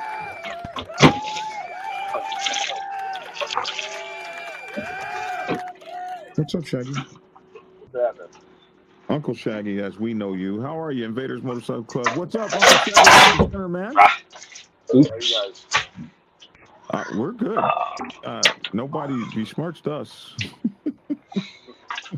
Well, if you ride a motorcycle, they did. Yes, they did. Yes, they did. And that guy over there rides a motorcycle. Look at him. Well, 2 it looks like hours. he's on his couch. Say what? It looks like he's on his couch. No, it don't look like that at all. He's out there in the world on his way to New York. He's in Mississippi, and he's got a 2-hour wait just sitting out there in Mississippi. He just deleted us. I think he'll be back in just a second. Shaggy, what's going on, man, with this whole thing? What I see this letter you guys wrote and sent to him. We read it yesterday. What on earth is going on? There's a whole lot going on with how this thing got stopped, and so just go ahead, man, and take over and tell us what's going on. So, a backstory on this sheriff is he used to be in the community. He was a member of an association that is also a member of the Missouri COC as well, and many other COCs across the country. And he got out of that, I'm told, and then he ran for sheriff and became sheriff. He's also a member of the local Shriners organization there in Buckhorn, where they were going to hold that rally where you showed the pictures at the inside of it. It is a really nice place, real open area, and they hold a lot of bike rallies there. They hold a lot of functions there. The Shriners down in that area do a really good job at hosting stuff and leasing their property for others to host things. So my understanding is he went in through a fit about the rally that the guys were putting together down there, and he was basically outvoted by his guys. And so what he had done is basically he went to Springfield, where their national folks are out of, and we're waiting to hear from the Shriners, but my understanding is that he basically used his position as sheriff to coerce these guys into shutting the rally down, and that's why he mentions in his Facebook deal that he did, press conference deal or press release that he did, saying that he supported the national Shriners shutting the event down. Of course he did. He went up there and said, whatever he said, but I imagine it came along the lines of, hey, safety this, safety that. If everything was such a safety concern, we wouldn't hold any events. It didn't matter if it was for the Boy Scouts or if it was for us. Yeah. So talk to me about this part here where he said that he received credible intelligence from multiple law enforcement partners, including state and federal agencies, indicating that this rally was being promoted to members of the Confederation of Clubs, which is well documented with ties to organized crime. What ties to organized crime y'all got, bro? Because this is the first time hearing about that. So first and foremost, this sheriff is the first law enforcement individual that has ever accused the COC of having ties to organized crime, drug trafficking, being under investigation since its inception in 1988. FBI agent Schuster, that's cited in our letter, he's actually in charge of the motorcycle gang task force for the FBI federally, like through all 50 states. And when he testified under oath, he made it clear that the COC was a political organization. And it absolutely baffles me when you get clubs that unify together under one purpose, which is, to fight for our rights and stop the government overreach. All of a sudden, because you want to use safety and you want to use incidents that happened in the past to lump everybody in together is absolutely ridiculous. And the fact that he said that the COC was part of organized crime, there was a federal motorcycle profiling project and the Motorcycle Rights Foundation come together with the MCOC and COCs as well as ABATE, all came together and got a resolution passed federally about motorcycle profiling being a problem in this country. And, it was passed all but unanimously and then signed by the President of the United States. So, and in the bill itself, it lists in there the Motorcycle Profiling Project. It lists the Motorcycle Rights Foundation.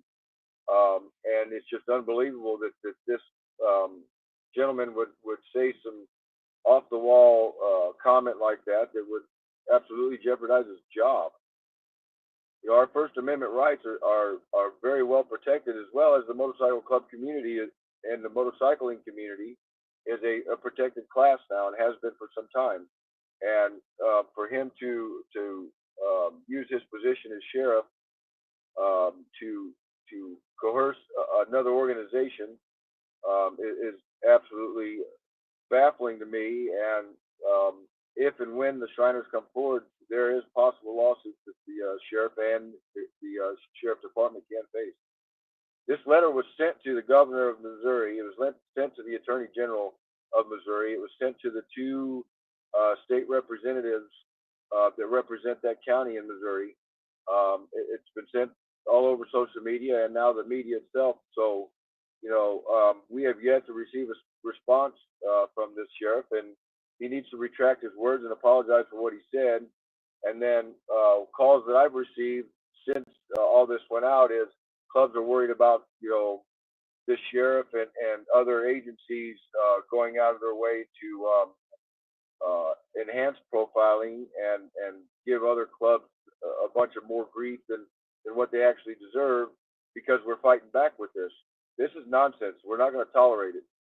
Most of us are veterans. I am a veteran. He says he's a veteran.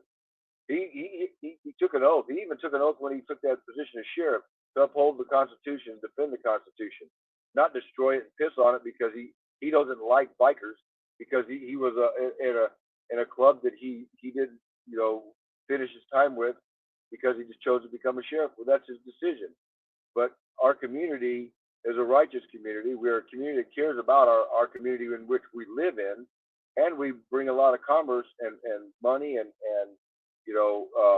into these organizations. And the fact that the money that was going to be raised for this was going to go to help veterans that are disabled, veterans that are homeless, veterans, in any category. And they were looking.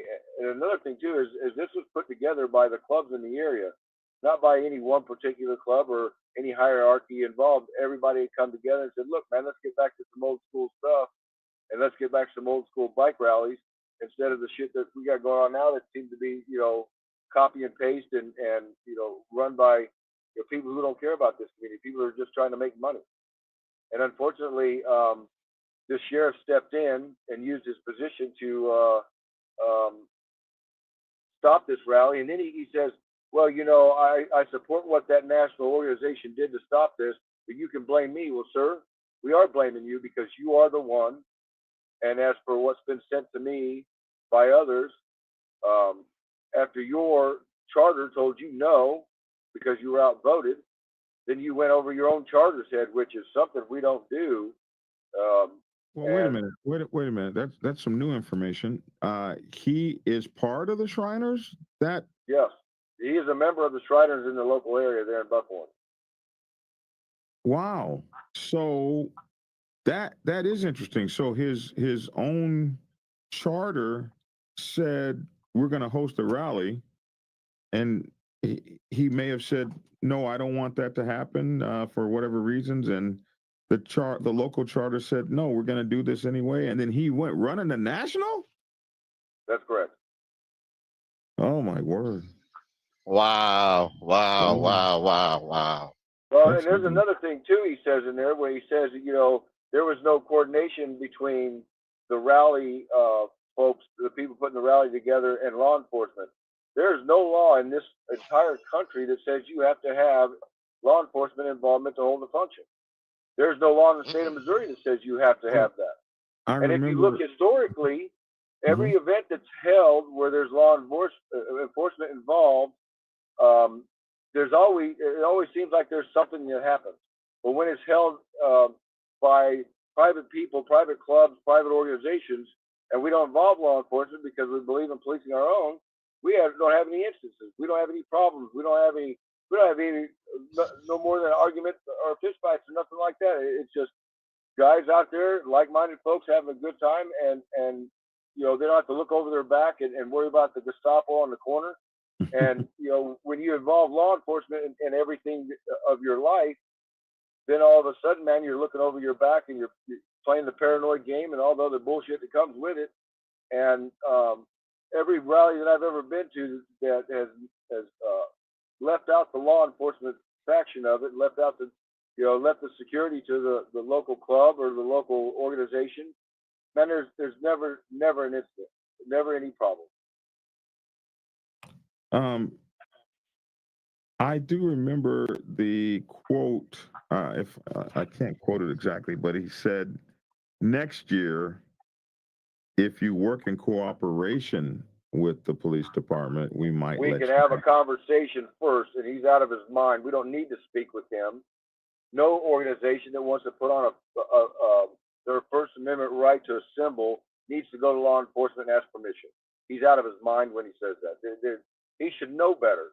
Matter of fact, he probably needs to take a little training on the Constitution before he starts throwing his weight around and using safety as a reason for doing so. Yeah, that I found that to be absolutely incredible when I read that yesterday. So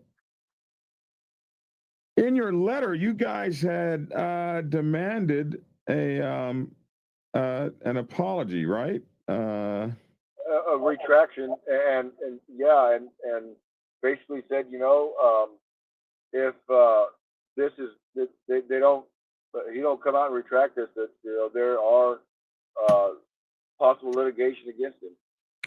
So here we have in the letter, Sheriff Ball's claims are untrue, discriminatory, and based on absolutely no tangible evidence.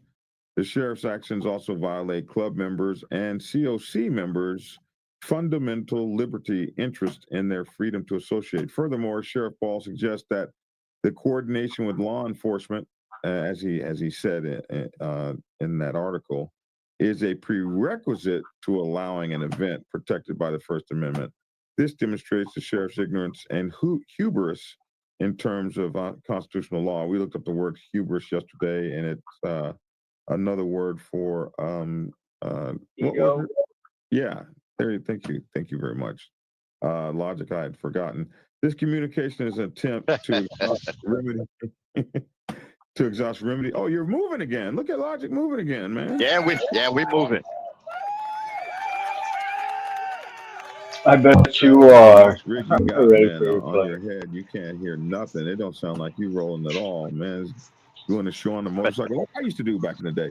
The communication is an attempt to exhaust remedy and allow the Pulaski County Sheriff with Carney watching Black Dragon. Track these false and discriminatory That's what we're doing right now. Statements and cease and desist Shaggy in any First Amendment protected event or assembly involving COCs and even 1% motorcycle clubs. Failure to meet these terms will likely result in extensive legal action against Sheriff Ball and the department to protect the interest of the COCs and the motorcycle clubs in Pulaski County.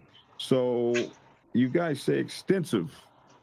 What do you mean by extensive? What y'all gonna do? Well, all that will be determined by him.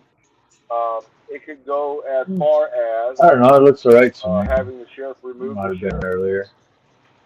Can that be? And it wouldn't be the first time that the NCOC has participated in that type of an action. Hey, Foxy wants to No, know what no French proof toast. what proof has the sheriff presented to make such an accusation? And Foxy says, "What's up? What's going on there?" Steak Shaggy. does sound good. Foxy Hello, saying, Miss Foxy. We'll see you again soon, Eggy hopefully. breakfast. yeah, you. There is no evidence. His evidence is instances Ooh, that sounds good that have too. happened in the past and have absolutely nothing to do with the COC, nor my understanding the clubs that were involved in putting all this together. Right. You know what I was thinking, that if any negative came out of this against the COC, that his words can borderline slander. Yeah, not borderline. Well, I mean, that's another thing too. It's 100% slander, because he is the first law enforcement agent to ever accuse the COC of being a criminal organization. Yeah. You know, these COCs have come together, one, to unify and fight for our rights, but what it has done, it has helped clubs, in a sense, fix a lot of the problems they had between each other, because it opened up lines of communication. It helped stop a lot of the things that were going on back in the day, you know, where these guys were really killing each other and hurting each other and really causing, you know, some major strife, you know, in their communities. And it helped these guys come together to work together to benefit a lot of these benefits that they put on, and help the monetary part of helping others outside of the community. So, you know, it amazes me when uneducated gentlemen like this sheriff is carrying on to be, which I know he's not uneducated. I know that he is well aware of what the COC does. I know he's well aware of what the clubs could do when they come together. I think what it all boils down to is, you know, he got out of the community and became a sheriff, and, you know, we don't hang out and look highly upon law enforcement because of this Gestapo type shit that they like to do. That, you know, this is his way of saying, hey, I'm in control and it's my way or the highway. Well, guess what? We have a constitutional document that says, no, it's not your way.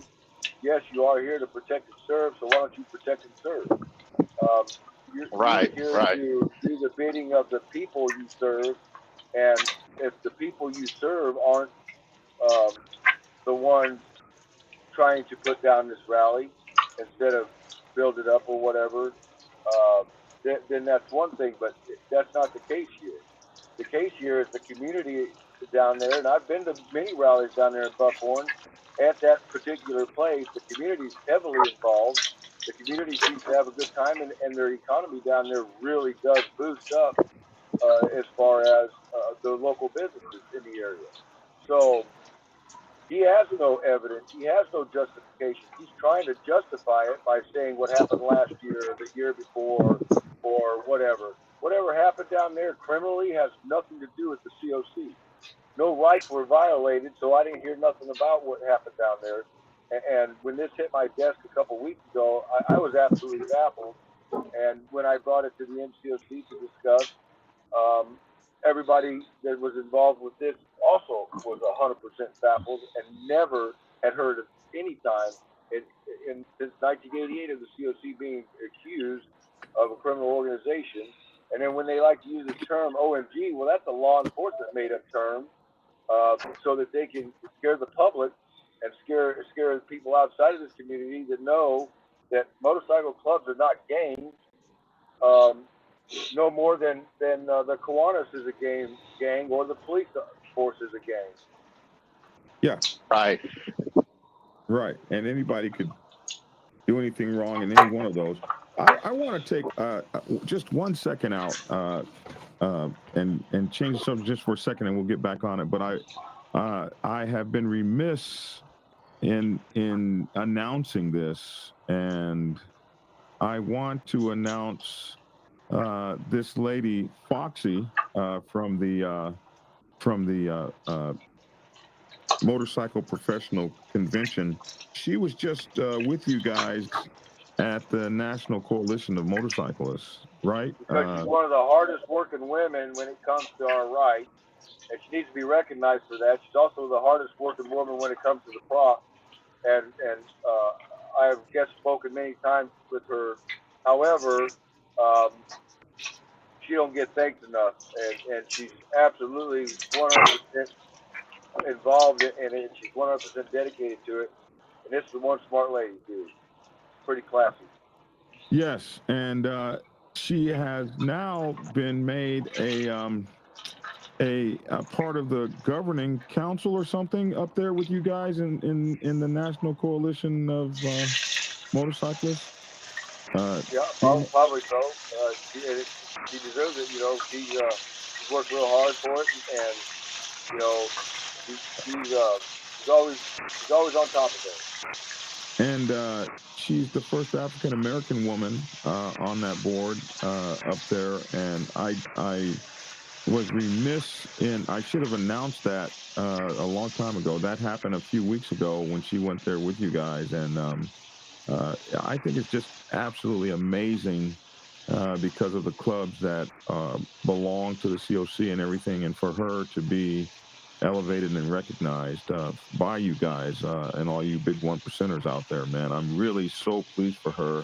That's my sister right there, and I'm just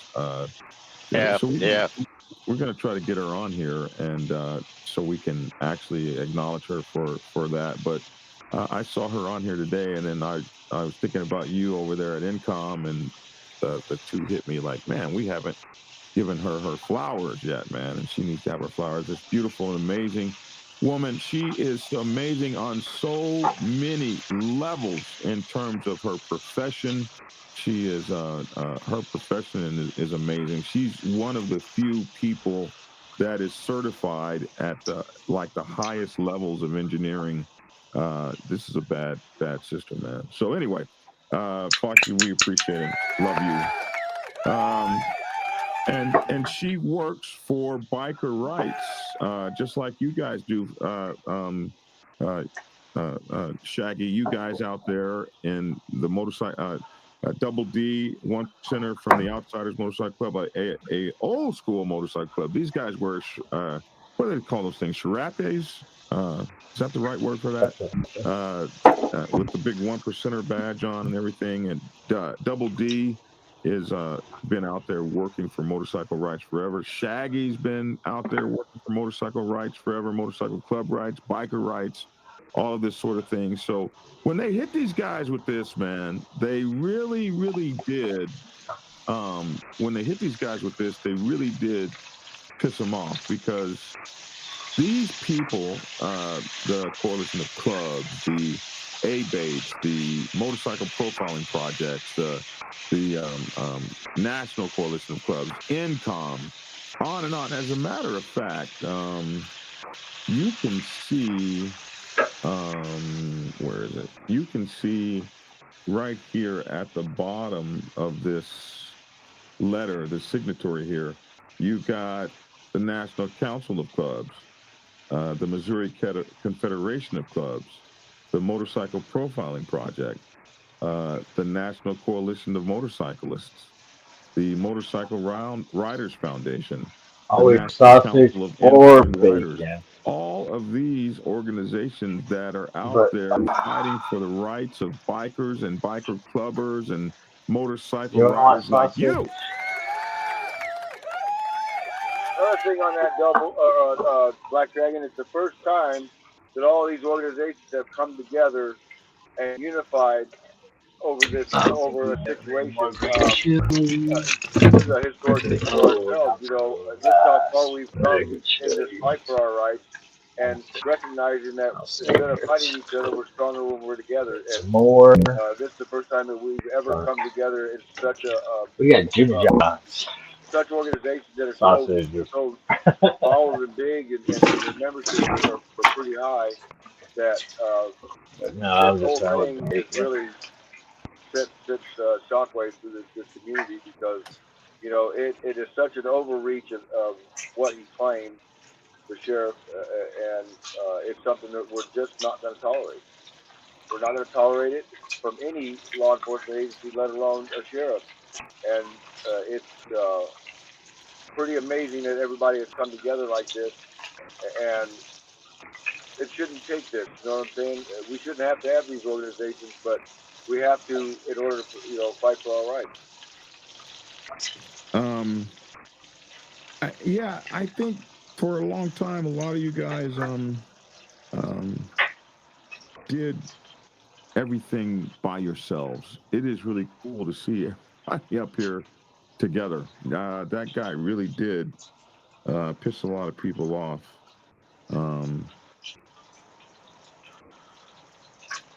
In that, with this whole hubris, as they were saying. In his own words, Sheriff Ball said, "Put the blame on me," as the sheriff for the cancellation, which was very interesting because in the beginning, he said that he had no part in it. It wasn't me. I just didn't support it. But towards the end, when he decided he would write this up, he said, "Put the blame on me. I'm the blame." So it's kind of interesting how you walk away from it and come back to it all in the same sentence. Interesting. But well, that's a trend that these guys will do. It's wasn't me, and then, hey, look at me, I did it. Well, he did do it. It was him. It was all him. And whether he likes it or not, the evidence is there to show that it was him, and we're going to hold him to account for what he's done. Yes. That's good, though. That's good. So what is the plan for next year? I don't know. I haven't talked to those guys that are part of that. I'll see them this weekend at our annual COC meeting and party. We have a meeting once a year that's open up to the entire public. We hold it at a Harley-Davidson dealership in Columbia, Missouri, and they get to see what we talk about. They get to see and participate in the meeting, and then we go around and we explain to them. It's also an opening for other clubs to come and check us out. The COC is 100% about fighting for rights. It's not about fly rides. It's not about taking control of the state. It's not about who can be here and who can't be here. It's 100% about all of us coming together to fight for our right to wear our colors, ride our motorcycles, enjoy our brothers and our brotherhood, and not be harassed by law enforcement. Man, ain't that the truth? Ever since that Hollister riot, man, which really wasn't a riot, we've been catching hell out here. That's all made up anyway. Now, let me ask you this. Going to the other side of the story, and I know you guys hate me when I do this, but, does the sheriff have a leg to stand on here? I mean... No, he don't, because he's accusing folks that weren't involved with any of that. The actions, just because the actions of one or two, I get so sick of hearing, the actions of one or two, make us all look bad, and that's true. However, just like in the military, if one dude screws up because we're all part of the same team, everybody's screwed up, and we got to pay for that. Well, that works in the military because the military is a dictatorship. This is the United States of America. We have a constitution, so I'm not going to be held accountable for something that one of my brothers did. He's the one that's got to face, and I'm going to support him, the best I can, but I'm not going to take blame for something he did. Yeah.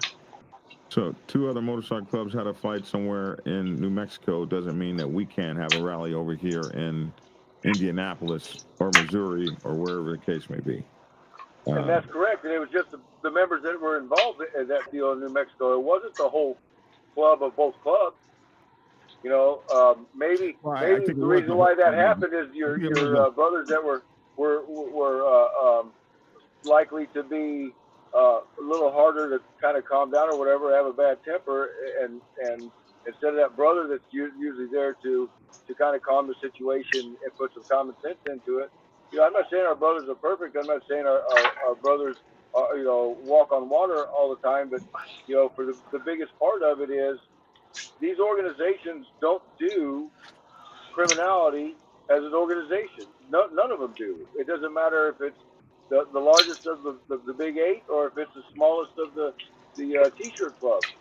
You know, that's nonsense for that to be thought that way, man. This ain't the 60s and 70s no more, or the 80s.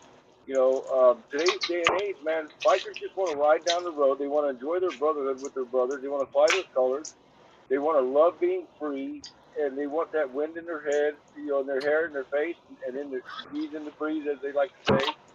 And they want to do it without being harassed. They want to do it without being, you know, treated like we're second-class citizens. Because, you know, in all honesty, because of what happened in the 50s, 60s, 70s, 80s, and 90s, we got to have jobs now. We got to make sure our taxes are paid. You know, we got to do all the stuff that goes along with this, that goes along with being a tax-paying, blue-blooded American. The fact of the matter is, you know, this is a new day and age, and with technology and everything like that, and the fact of the matter is, you know, the sentences you get from some of these criminal things that happened back in the past, you know, we can't serve our clubs if we're in prison. We can't serve our clubs and our families if we're in prison. Right. We can't take care of our clubs and family if we're in the grave. I mean, the fact of the matter is we love our clubs and we love our brothers more than we love, you know, that extra dime or whatever that could be made off of hustling or being drug dealers. You know, we're not selfish people. We're selfless. We're in organizations where we serve our brothers. We serve the table. We don't do it because we want the pat on the back. We do it because we actually love our brothers. We actually love their families. And to call us criminals and lump us in with somebody that screwed up, I mean, is ridiculous. It's absolutely ridiculous. Any type of evidence he wants to bring forward saying of something else that happened has absolutely nothing to do with any organization that's trying to bring back the lifestyle Trump is of having a good that's time. funny, You know John. what I'm saying? Yeah. So am I. Absolutely. This was going to be a different. How was this going to be different? I read that in their Facebook post that they were trying to get back to something that was different. How was this going to be different than any other motorcycle rally? One thing it was to be held on a magnificent looking property. I really can't answer that because the rally never got to happen. Nobody got to show up and find out what would be different. It sounds like by their post of having, you know, the old biker games, a good time and loose women and one hell of a fucking party. That sounds like a good time to me. That sounds different to me. It don't sound like that, you know, somebody's gonna be standing over top of me saying, "Oh, you can't do that." You know. Yeah. Maybe it would have been different, but we don't know. And as far as next year comes, it's going to be on them guys down there to decide what they're going to do. I think it's going to be highly attended next year because I think everybody is going to be absolutely pissed about what happened this year. I think it was going to be highly attended this year because it was the first year they were going to have it. But Sheriff Ball stepped in and basically, you know, shut everything down because he didn't want it to happen, because he didn't like who was involved.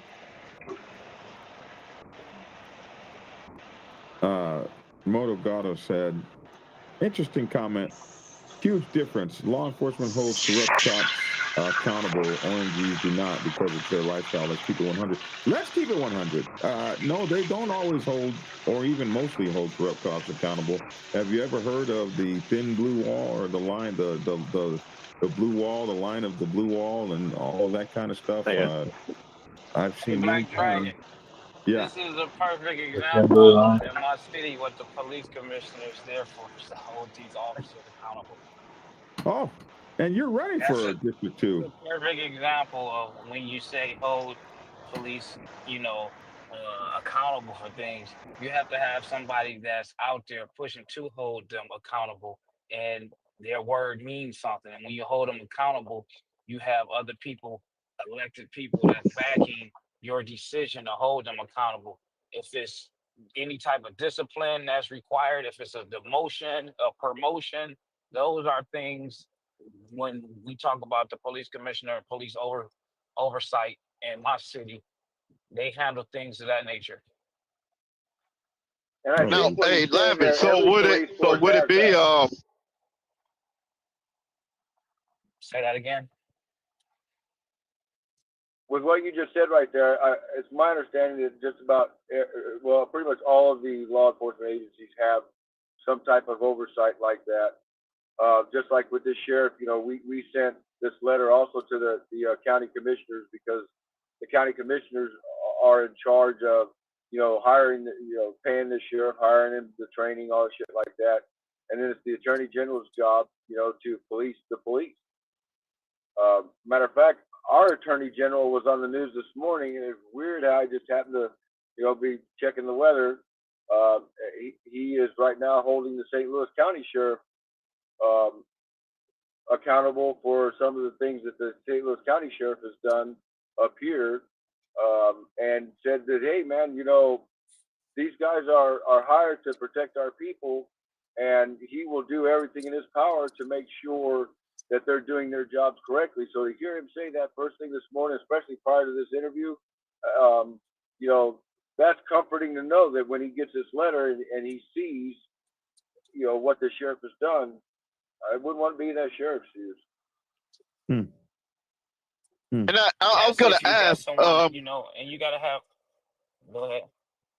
Lavish, I was going to ask, like, when since this is a sheriff and not a chief of police, like here in Dallas, if I'm not wrong, it would be the city manager that would handle that, or are those two different things in other cities?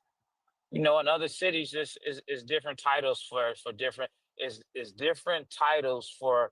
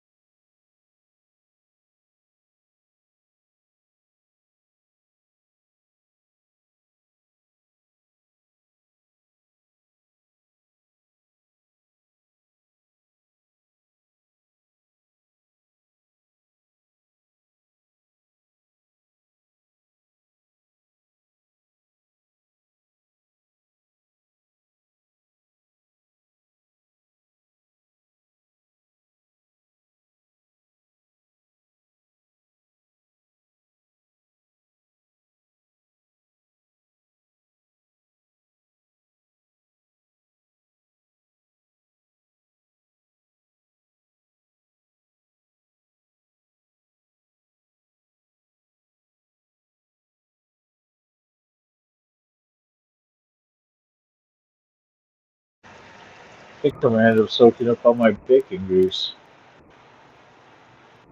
I didn't realize my mic was off. What's going on, Ronnie? So HZ, how you doing? But yeah, I mean, we even hold a 501(c). I mean, so yeah.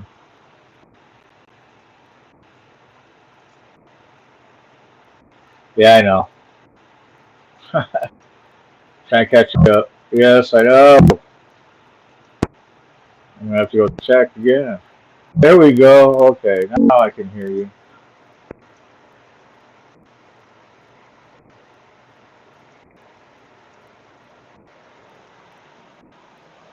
But yeah, I mean, to get really well established and everything, yeah, I mean, it would be good to sit there and get a tax ID number or 501(c) tax ID number. So let's get back to the show. And the more involved, the kind of easier this can get. Yeah. Thanks for being on the show. Thank you, You Shay. guys have a good day. We want to have you back with. But yeah, that was great. I We mean, missed I him was this morning, but tell him we wanted to make sure to get the message out. All right, Shaggy. right All on. right, guys. You guys take care. Uncle That was Shaggy awesome. wants to scare everyone from the That's Invaders actually you Motorcycle get to Club. watch the Appreciate whole you, man. show. And the chairman of the local Missouri Thank you, Namaste, for coalition tagging me clubs, and also earlier Income Forever. and It's out there, letting me man. know. Shaggy says, "Thank you all so much, everyone. I'm humbled and grateful for the opportunity." She's going to be doing doing the other shows. that Yeah, job amazingly. This is it. Yeah, the Florida Supreme Court upholds Governor much DeSantis' love decision to to fire the Namaste for Broward County Sheriff. He did that back in letting 2019. me Yeah, know about all so this, even though I've been posting even it on my the Facebook governor too. can get rid of your butt if things are bad. Yeah. Okay, guys, that's it, man. You guys Right got on. anything? That was a good show. Nah, man, I don't have too much of nothing, man. I see Logic out there, man, hitting that pavement, man. That's cool with Logic out there riding too. Live streaming and riding, man. Glad to see that going on now.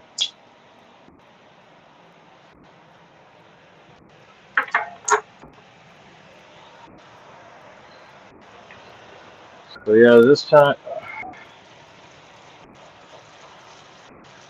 just had to go with hash browns.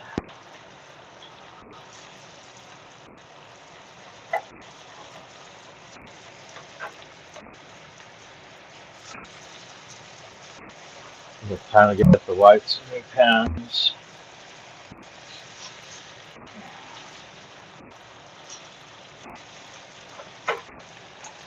I'm trying to stick. It's all that bacon greasy. What do you think? Yeah. Yeah, we could cook it a little bit more.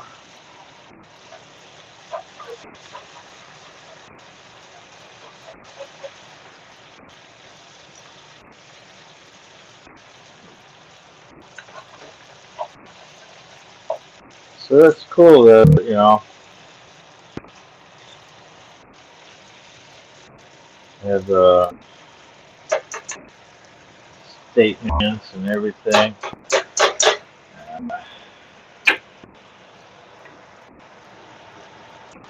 How many times have I sat there and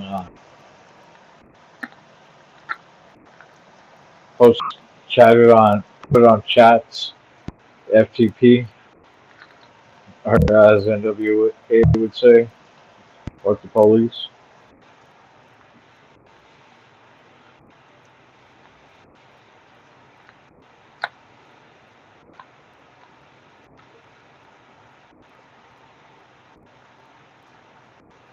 My doc said no to writing, but I'm doing it anyways. Yeah, I bet you are. My new knee can hold up the bike, so we're doing it. Now you be careful, man.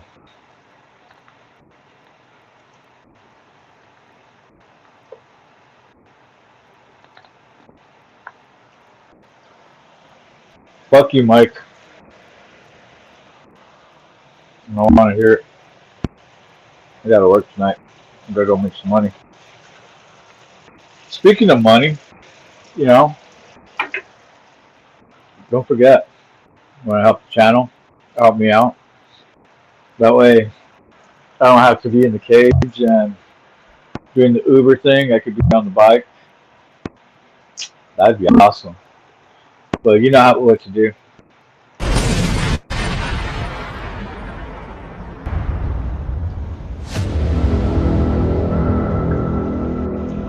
Hit me on that Cash App. Carney $, Carney Vanguard, capital C, capital V.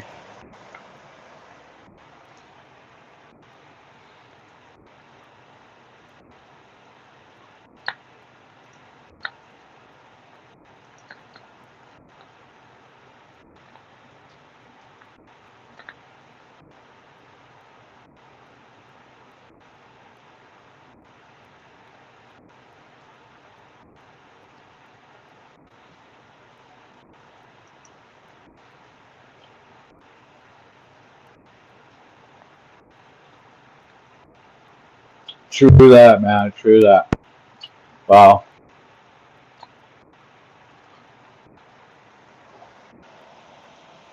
Keep your head on a swivel.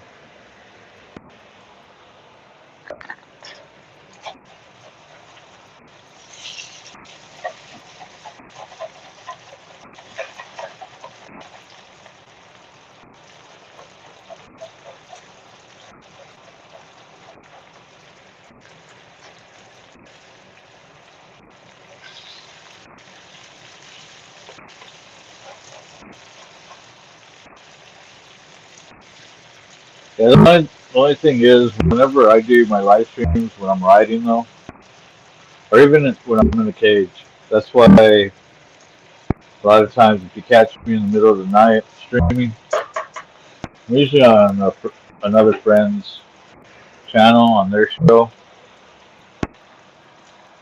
because I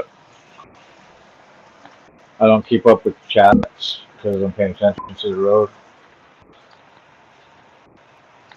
But you know, it's cool when I'm on the bike because usually I have either some brothers or sisters that will be on too, and well, some of you guys already know Stump and Tap Out. And when they're riding, sometimes we could get Tap Out to sit there and read the chat for us.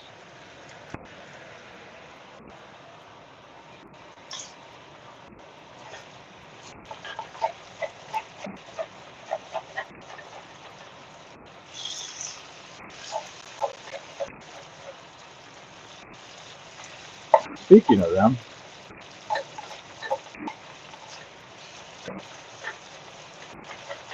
I remember the last Stump video I showed. Should grab the other statue.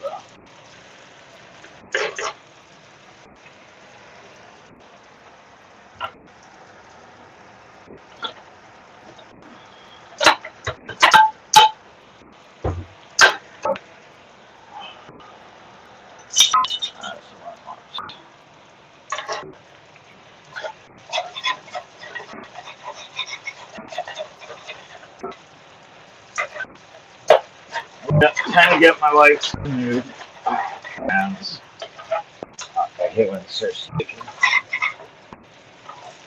I know she'd be happy about that. So, there's some crispy on the sides.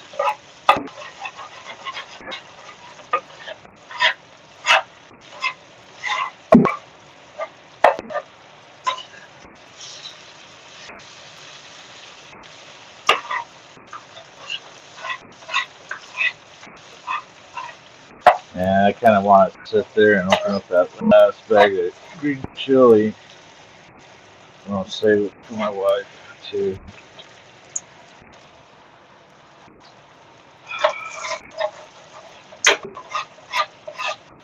It's sounding more and more good though.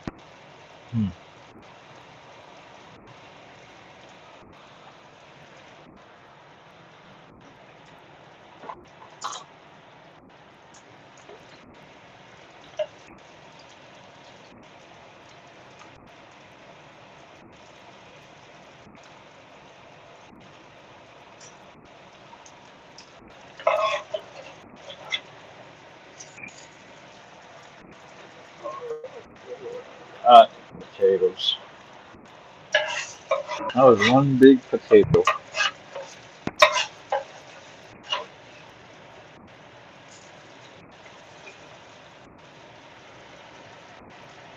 Yeah, there's this meme out there.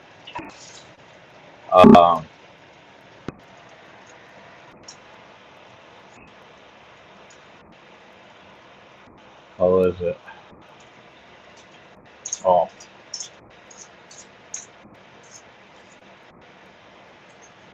A bag of potato chips is equivalent of what was it? A potato. Bag was $15. Or what was it? No, bag of chips was $5. And you make what was it? $15 an hour. You make the equivalent of what was it? 3 potatoes, something like that. I thought that was kind of funny. But then I sat there and thought about it. I'm like, oh, that's fucked up.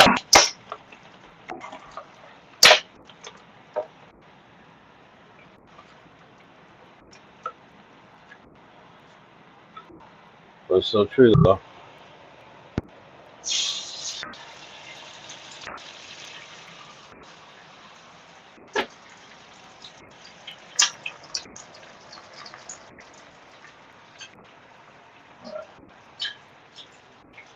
What do we got? Money, money, money. What? Did you check my, did you send me some money? Did you put some money in my cash app? Is that what you're saying? Whatever. Let's see. Next. Man, I wish I had a couple of taters here to make.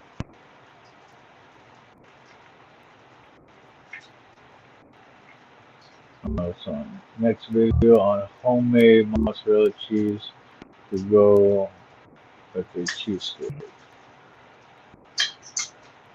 Mozzarella is easy to make. Really?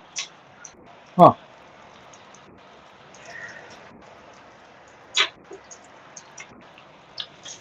Never knew that.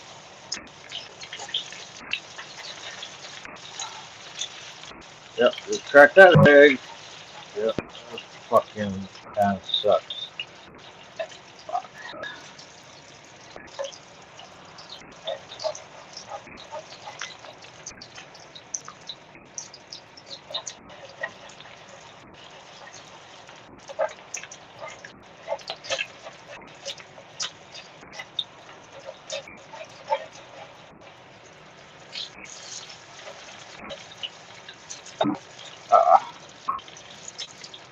Bullshit. Bullshit. Bullshit. Bullshit.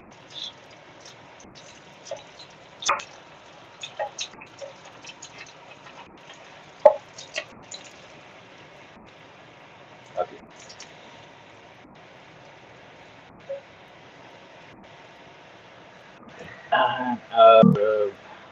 Bacon.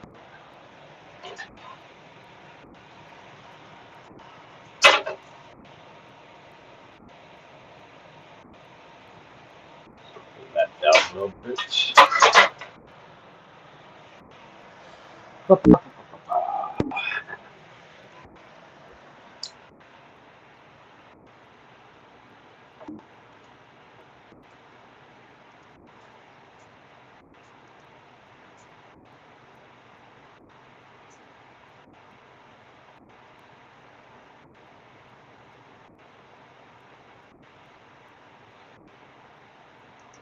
Dude, I love tater tots.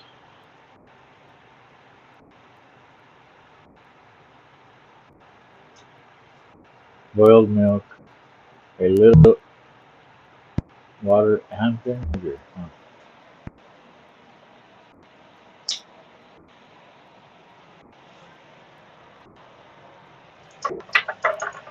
That's cool.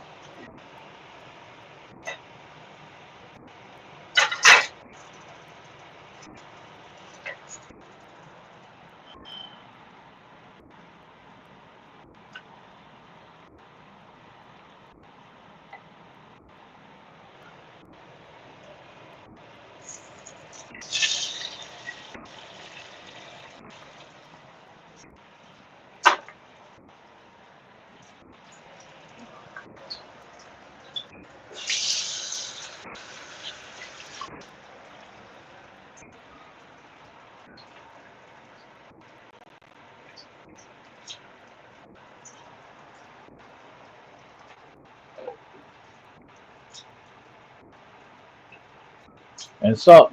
Can't forget salt. Can't forget the salt.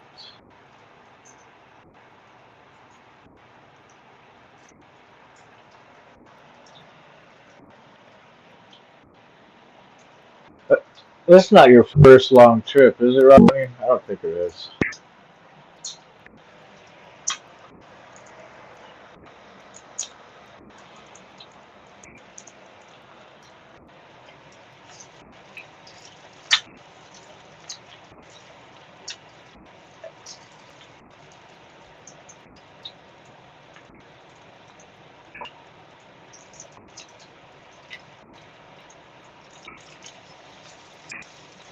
Well,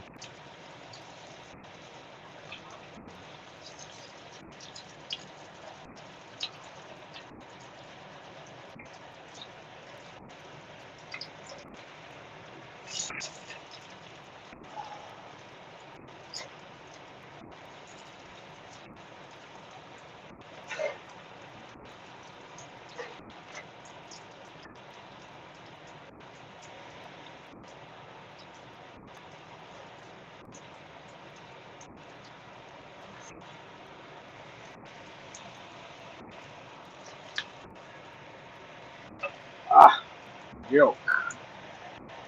Not a yolk.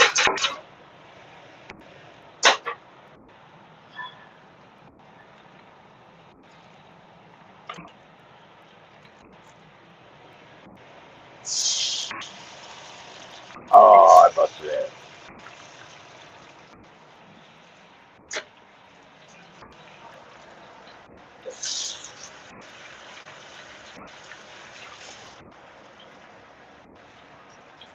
All this busted eggs. I'm actually really thinking about grabbing the green chili.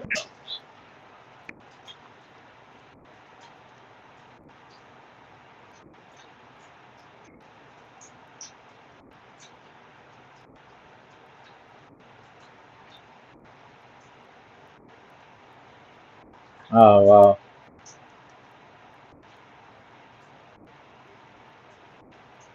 Yeah, I like having this one right here in the background.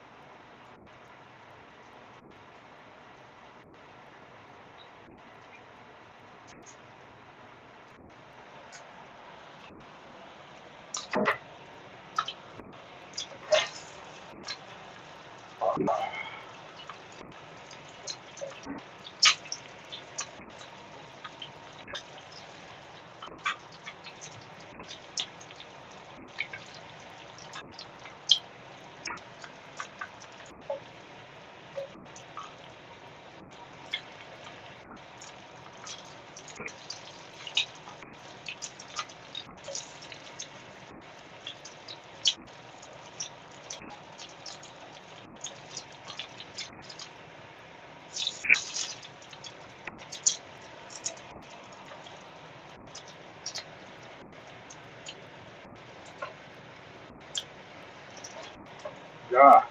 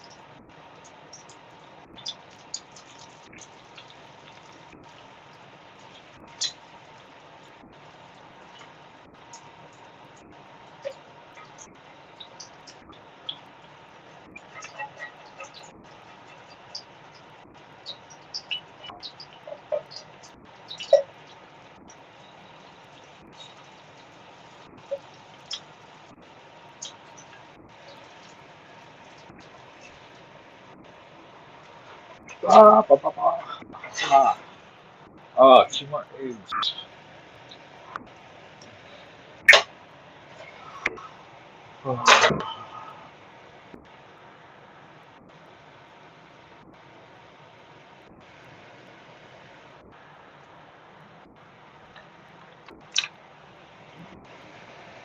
Lucky.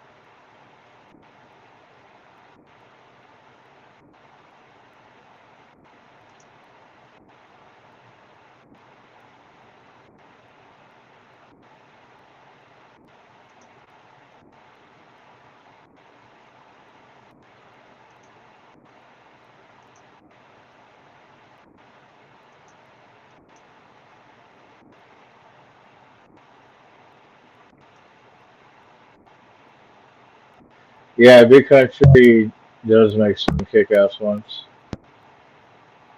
My brother Critters rides around with the Outlaw, the one that Big Country sent me, and he also made the one that we auctioned off when we were in Tennessee for our St. Jude's Children's Hospital run.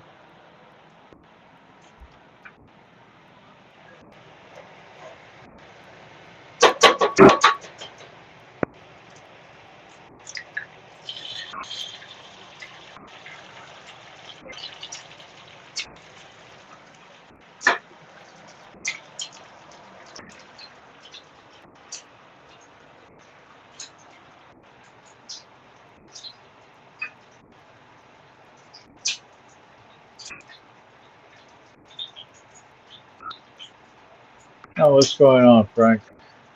I didn't realize. While we're here thinking that you're Mike, now I see Frank. Got my fucking prospects. I swear. So how you doing?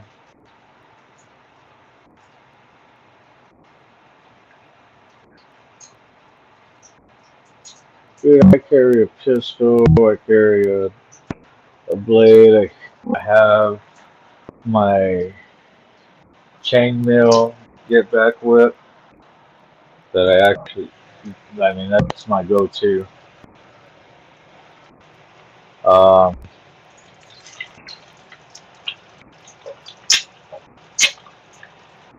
what else? My boots, my gloves, my helmet, fucking stick on the road, brake,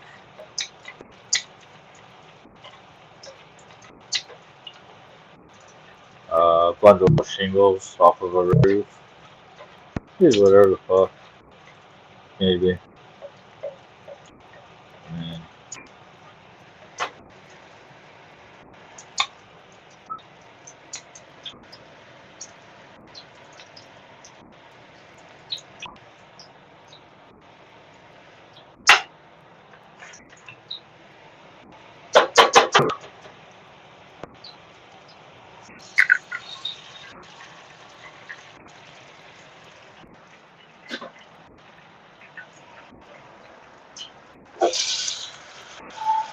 Oh, so we're gonna see you in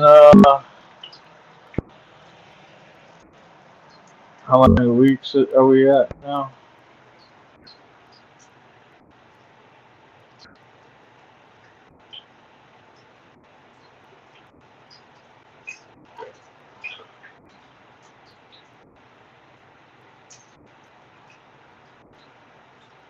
Ooh,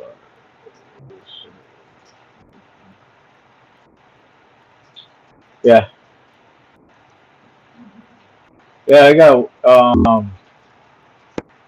there's a couple of videos that I did, both unveilings on the one he sent for me, the one that my brother Critters runs on his Ultra Glide, and then the unveiling of what was the name of it? The Patriot. I can't remember, but it was the red, white, and blue one, and that's the one that we auctioned off so we could raise more money for the children over at St. Jude's.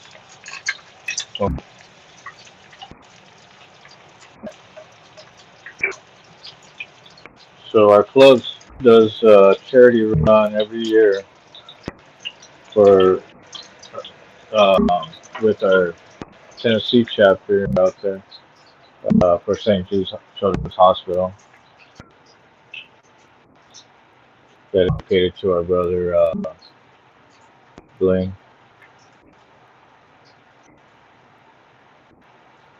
People laugh. I carry a Celtic T17 long with 3 spare mags. Why? Oh, you know what, dude?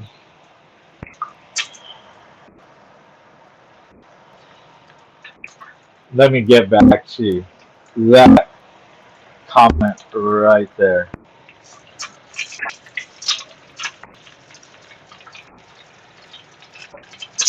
Because I'm gonna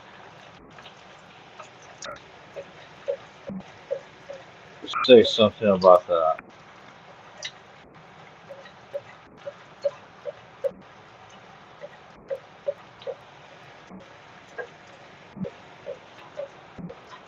So one thing about me, CrossFit Frank, is I do love American-made firearms. I really do, and I'm not shy about it. And even on here, when they say people are like, "No, just say pew pew." No, straight up. Um, like I said, firearms. Um, Dude, let them laugh at you. Let them, whatever. The reason why, where is it? Where is it? I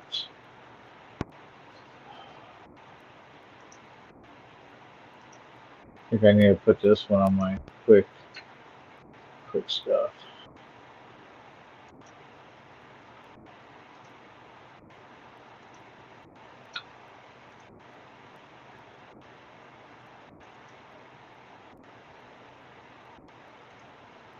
To all the haters out there, if you don't like what I do, but you watch everything I'm doing, you're still a fan. That's right. You're still a fan. This is a Let them be haters, because the ones that really know me know that I do like High Points. It's an American-made gun or firearm gun. Pew pew, bang bang.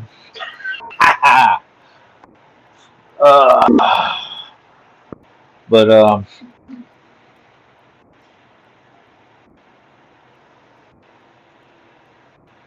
so, dude, I ain't gonna laugh about it.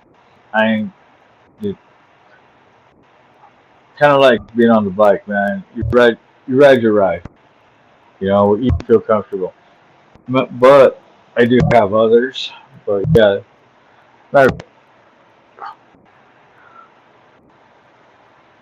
I've heard so many people talk so much shit about High Point, but I've never had an issue ever.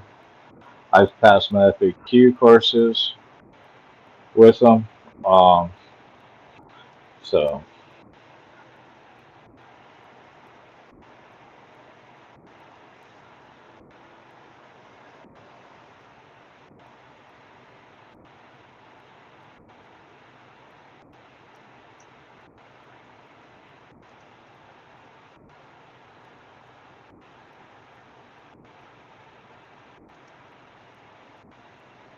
all custom.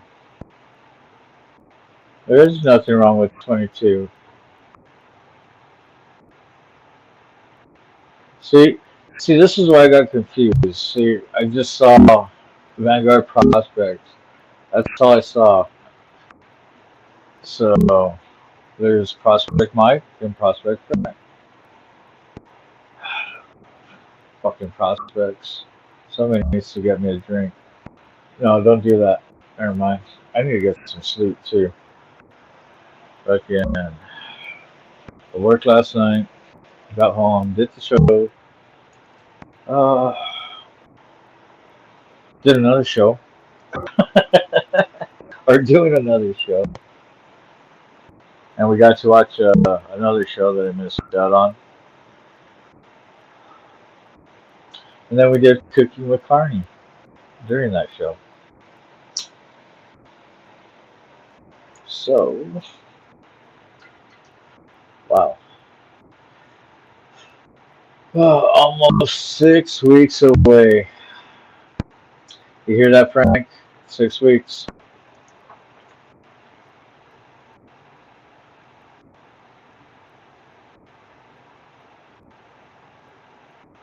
It's all good if you can't, man.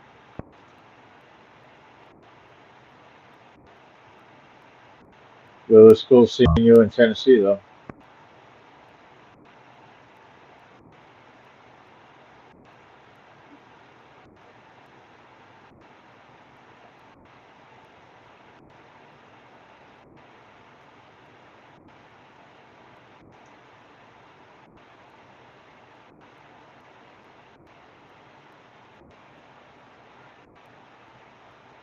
It's all on the flick of the wrist.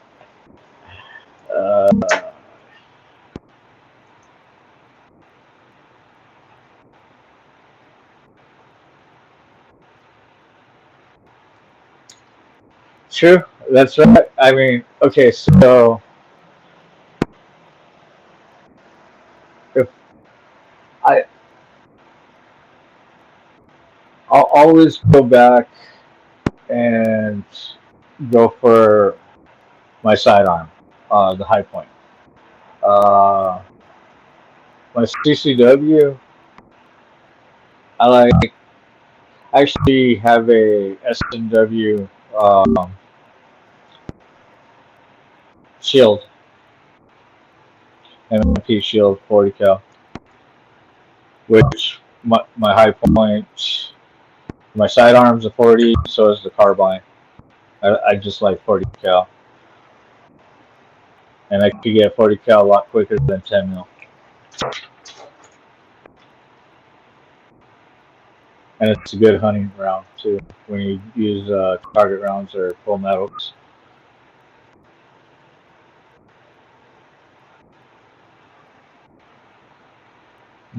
Are you trying to tell me Music Maestro? You can banjo on.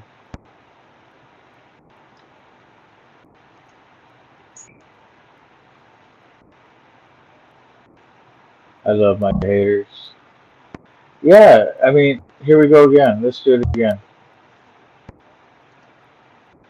Message to all the haters out there. If you don't like what I Wait, do, let's start all over. this is a message to all the haters out there. If you don't like what I do, but you watch everything Wait, I'm let's start all doing, over again. this is a message to all the haters out there. If you don't like what I do, this is a message to all the haters out there. If you don't like what I do, but you watch everything I'm doing, you're still a fan. Yeah, motherfucker. Oh, did I just say that? Did I? I did. You know what I gotta say about that?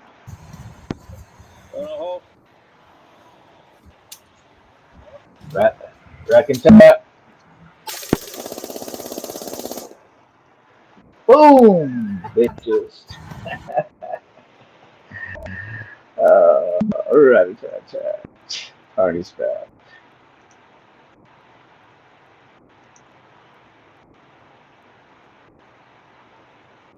Yeah, so the C9s, the 9 mils, I just wasn't my thing.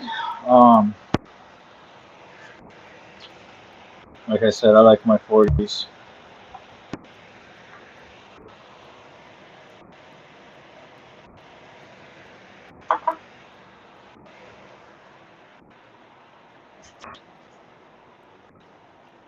And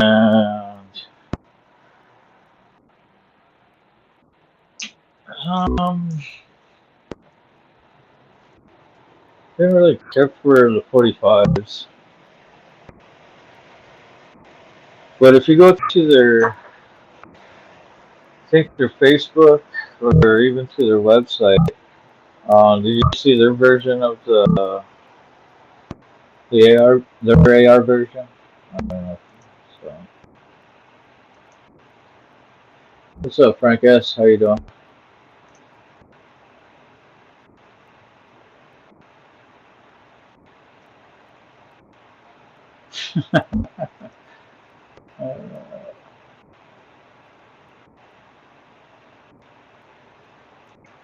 Looks like everybody's been missing Miss Kitty.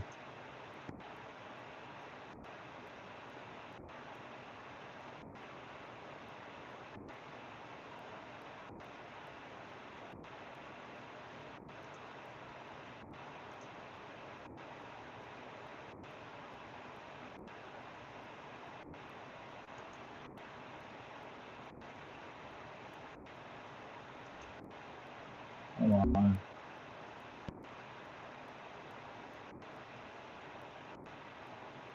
Another 3 months? Yeah.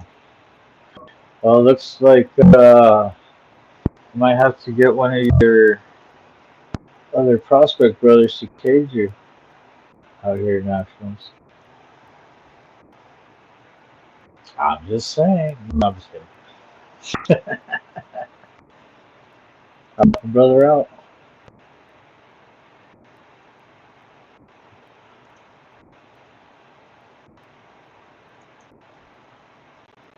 Dean. Da, da, da, da, da.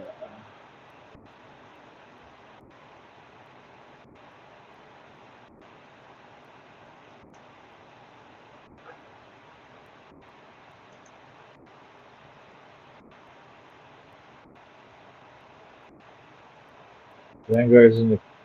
No, there's only one Vanguard. Ooh. Ooh. Did I just go there? I did, didn't I? Right on the hole.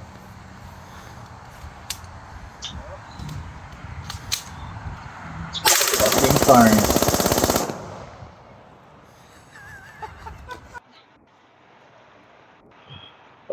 But Carney does it.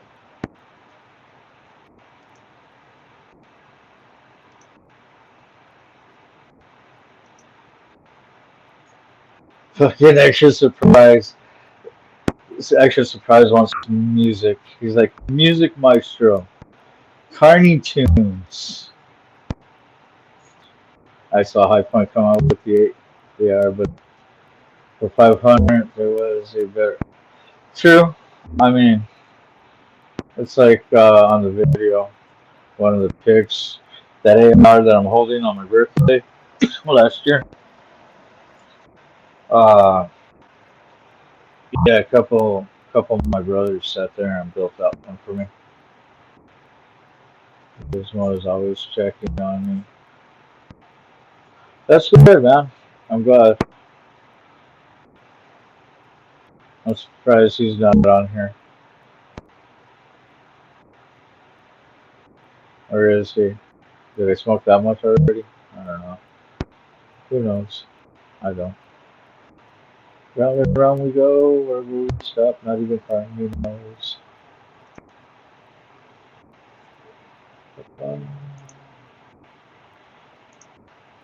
Should we do no harm?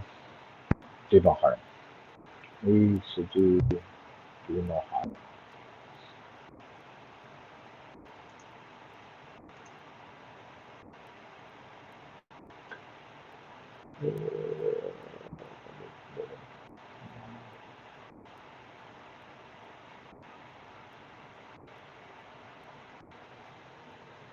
Let's see.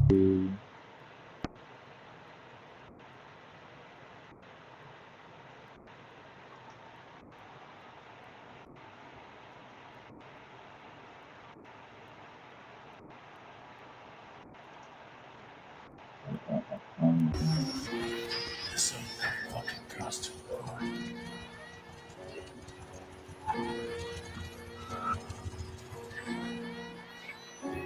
Oh, that's cool. Well, that's not cool, but it's cool. No one cares what you say unless your actions say the same. What you see is what you get. I am trauma intolerant. MC Light ain't that hard. Stop showing up in your fucking car. Do no harm, take no shit. Love and loyalty, honor, respect. Hear this now and make no mistake. I'm my brother's keeper from here to the grave. When I'm riding, ain't the fucking highway. Back roads, country road, twisties make me overload. Ain't in a hurry, ain't being early. Fuck the clock, turn it up, I don't want it ever stop. Do no harm and take no shit. Don't be a fucking hypocrite. What you're claiming don't mean shit unless you walk that line you built. So kiss my ass if you don't like this. I don't really give a shit. I stop caring what anyone thinks. I only have one life to live. Do no harm, take no shit. Love and loyalty, honor, respect. Hear this now and make no mistake. I'm my brother's keeper from here to the grave. Wanna know about me? You know where to find me. Talk to me face to face, I will tell you plainly. I can't fuck with you with that attitude. No loyalty, disrespect for my family. Do no harm and take no shit. I don't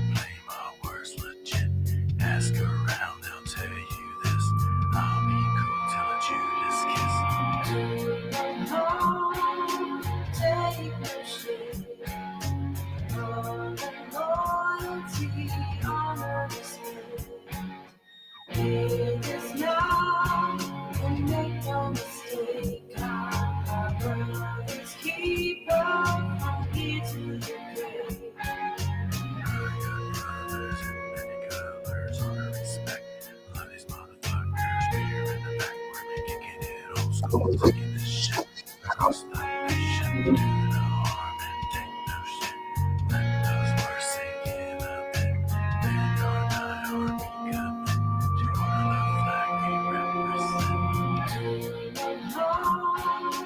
Take no shit. Love and loyalty, honor, respect. Live this now and make no mistake. I'm my brother's keeper from here to the grave. No harm, take no shame. Love and loyalty, honor, respect.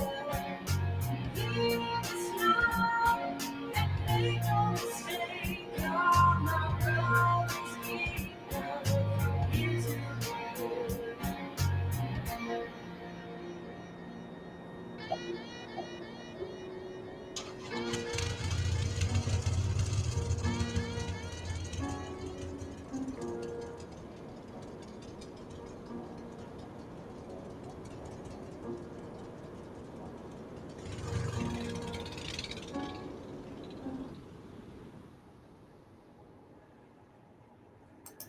That was fun.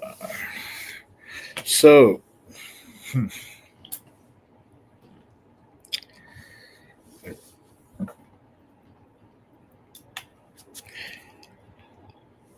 so what do you guys think of the show so far? I mean, been going at it for what, a year now that I've really been posting stuff. Let's see.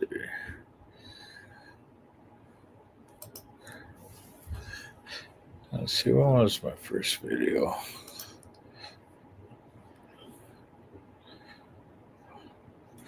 June 2nd of 22. So 3 years.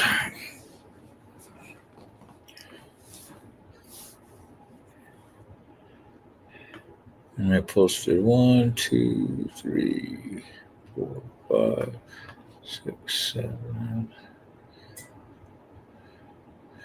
8, 10, 11. Wow. Okay.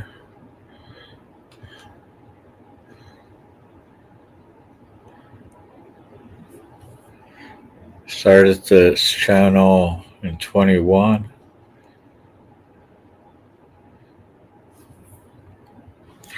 Let's look at my lives. That was the first live.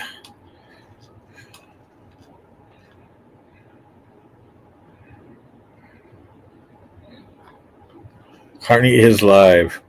2 minutes and 26 seconds. I'm in the cage too. Let's check it out. If you notice, I sat there.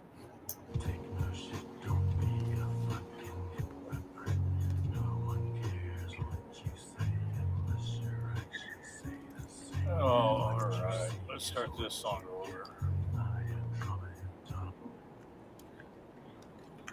Yeah, it's Carney Vanguard, Vanguard Carney, Carney's Ride. If you notice, I sat there and had to change my name on some of my social media, put my legal name on, due to the fact that for verifications for that nice check mark, you know. All right, thank you. Have a good one. You too. So, get ready to go chase that dollar, like always. Decided to stop and grab something to munch on real quick.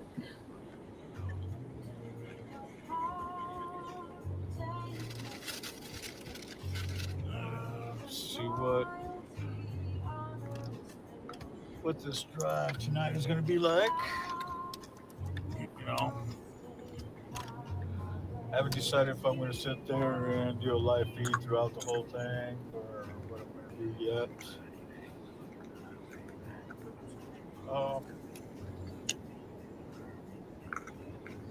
Crazy out here in Albuquerque. The other day I wake up and it was like drizzling. Got in the cage, got ready to roll, go make that dollar, and looked to the east to Sandia Mountains and saw a lot of snow. Oh, that was still interesting. We got some snow on the ground today down in town here in Albuquerque. You know, can't ask this as much as I have to, but hit that like, hit that subscribe, hit that notification bell, and we'll we'll be out and about. Three's up. Peace.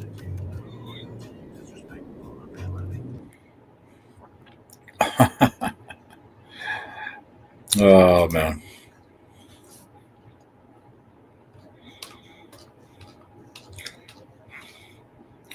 And the first live was 7 months ago.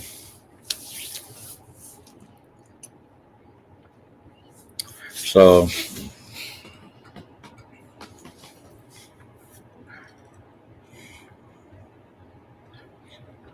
thank you guys for coming out and enjoying the show. But remember to hit that thumbs up. Subscribe if you haven't subscribed already. And then hit the notification bell, and then you know when the show is on. If you like the content and everything, and you feel that your friends, family, co-workers, enjoy this kind of stuff, let them know. Time to time, I'll sit there and invite guests up on panel. Sometimes I'll open up the whole panel.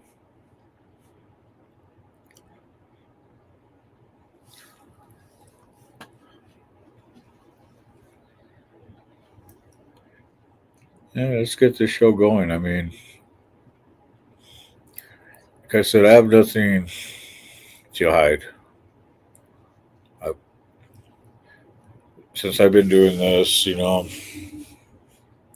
my life is mostly my club. Straight up. If it's not my wife, it's the club. If it's not work, it's the club. So I owe it to all you guys, Vanguard Nation, and the prospects for coming, even shooting the shit in the fucking chat room. You guys are awesome. And it's awesome that I got somebody in chat that just keeps hounding me about that to play the music. I mean, I could sit there and play the music in the background while I'm talking.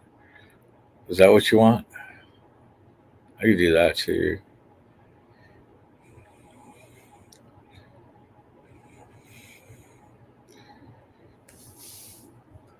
Come a long way since the first stream.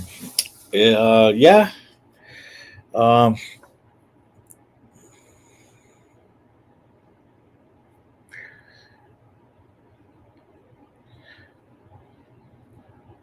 Kind of interesting though. When I did a call out that I mean, you see how many people I got on Facebook on that new account. Trying to get those guys to jump over. So it's been a thing. I mean, I've hit it before. I don't see why I couldn't do it again. I mean, There's times I'm like, dude, come on. Why am I not hitting the, you know, the subs? Why, But then again, it's like, you know what?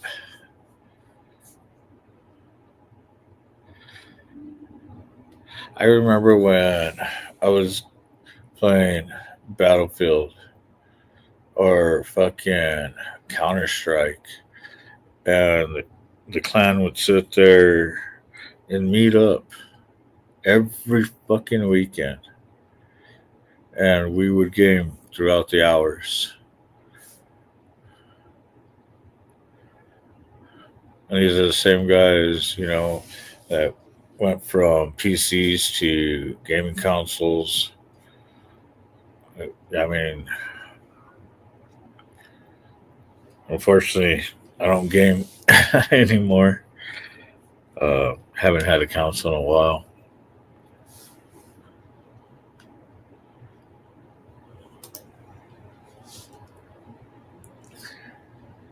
I'm late, but here, you're not late, man. So, if you read the description, here, you're not late.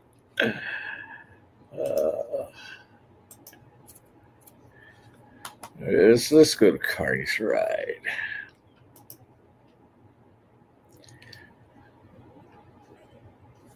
An old Carney that finally made his way back home. Join me on my journeys while I'm riding on the motorcycle across our beautiful country, inside the cage car, while I'm working. The airports that I landed at, or land at, the cruise ships that I leave port on, and of course the events that I happen to be at. My name is Jeremias Gonzalez, born in Albuquerque, New Mexico. Grew up in the carnival lifestyle and came back home after all the years that I've been gone. Now I ride with Vanguard Motorcycle Club and enjoy life while I can. On this channel, you will feel like you're on an emotional midway, from calm, smooth carousel ride to more than likely playing the games, enjoying yourself, to feeling sick from going on a roller coaster. So strap on in and let's begin. It's Carney Ride. So, you know, there should be another one on here for when I have panelists up here. My rules, and it's an old rule that I grew up with. It was embedded in us. Rule number one: the boss is always right. Rule number two: if the boss is ever wrong, refer to rule number one. And the beatings will continue until the morale improves. That's how we were raised. If you didn't work, you didn't eat. Straight up.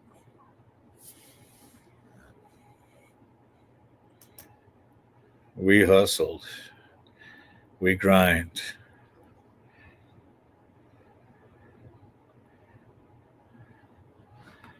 That was the Carney life. A Carney life's a fast life. Ain't the military life. Military make you or break you. The Carney life will break you or break you, one way or another. Financially, emotionally, physically. Yeah. So don't worry about being late. Here, I could be running or I say that I'm probably not going to be on to, oh, guess what? I'm on to saying, Yeah, I'm just gonna be on for an hour or two. What are we at right now? Yes. Oh, here we are, over 3 hours. So, yeah, um, it all depends on the way I feel. Uh, some of these prospects could, well, these two prospects in here could tell you. Don't try to keep up with me because there's times I can't even keep up with myself, but I'm slow at it.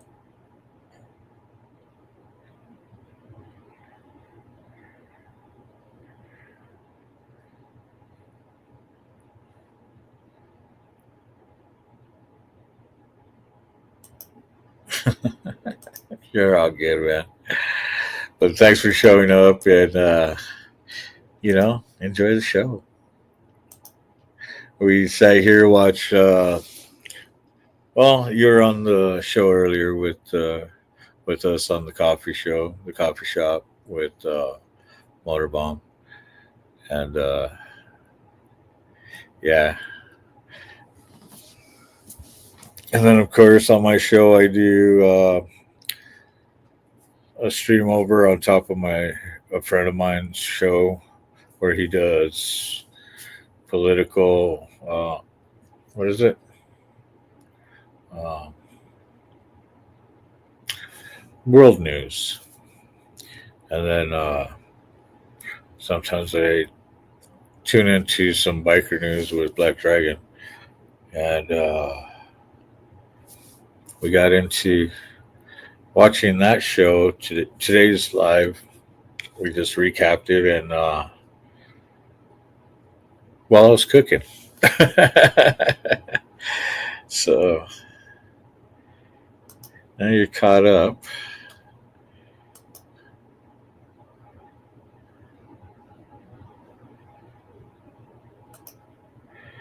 Oh, come on, there you go.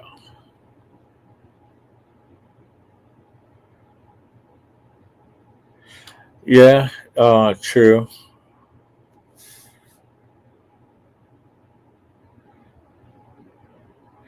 Well, so me being from where I'm at here in Albuquerque, I'm still,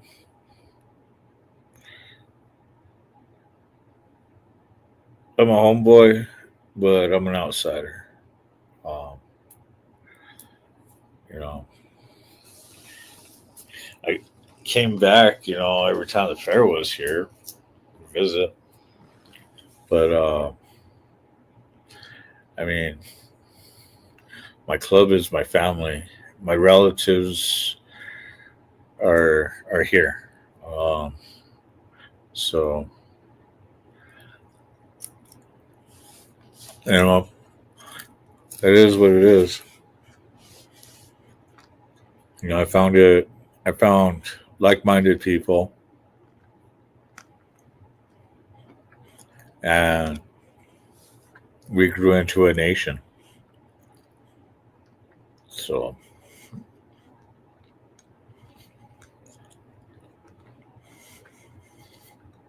and seeing through my eyes what our club has done through the years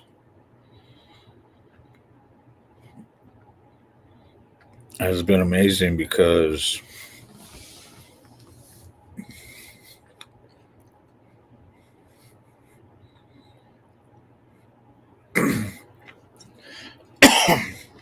I was the very first prospect here at our mother chapter, which is where I live here in Albuquerque, New Mexico, Rocker.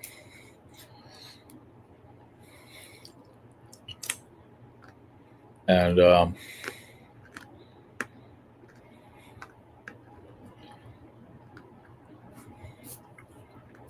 shout out to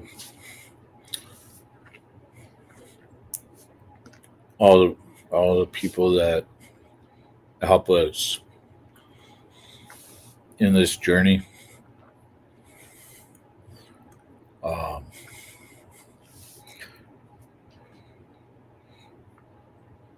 to become to be recognized, in the motorcycle community. That's the biggest thing.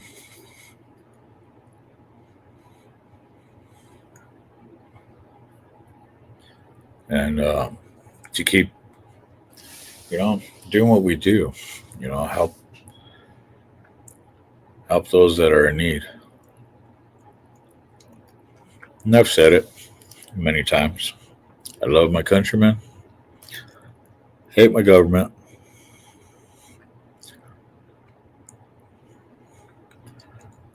But some of them that are in the government,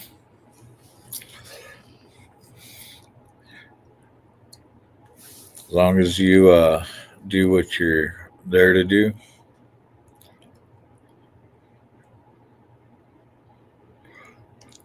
I'll agree with it. And I'll back it.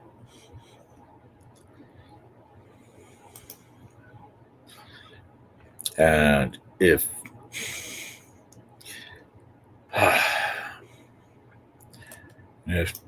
they don't like it, you know me, I give them a big old fuck you. Like, fuck Biden and his fucking bullshit and everything else.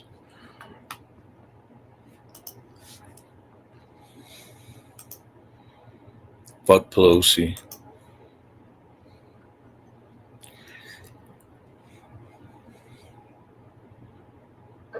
Fuck Bernie. Cool beans. Hey.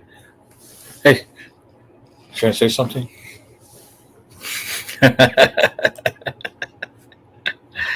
Just kidding. Am I?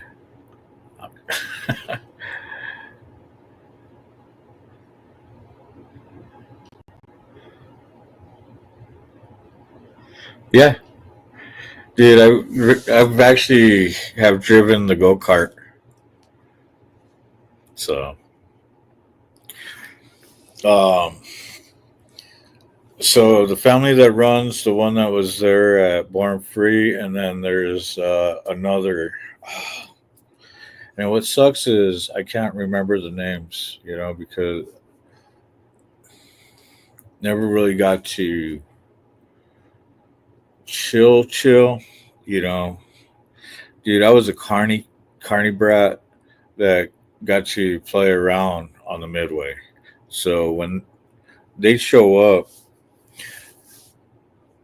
it was cool because after riding inside of a cage and seeing them, it's like, dude, can I balance on the front stage?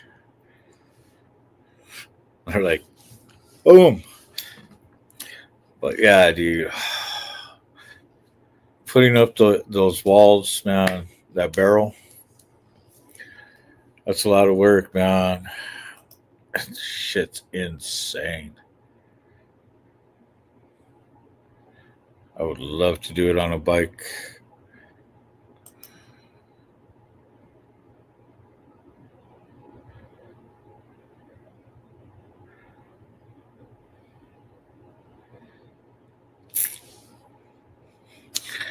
Yeah, just like the spelling. Everybody spells it the way you just did. But it's actually CARNY. EY is actually a name, and IES if you refer more than one.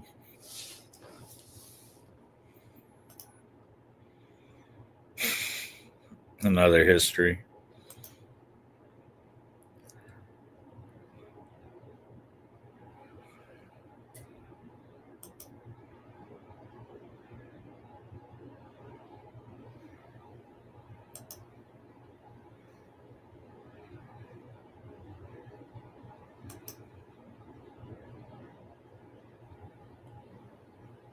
Thanks for putting those links up for me, SNS. Much appreciated.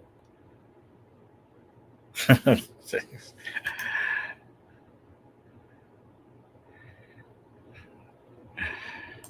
Yeah, Mike. You know what, Mikey? You tell him. You tell him. There we go.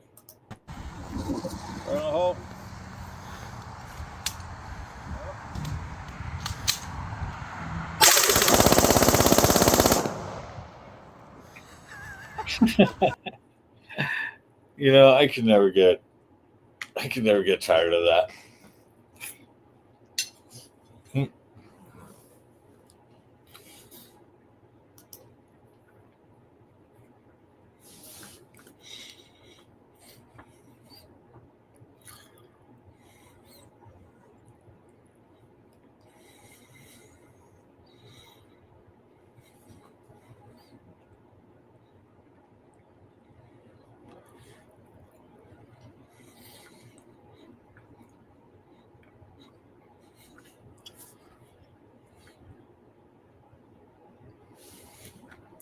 I'm telling you, man.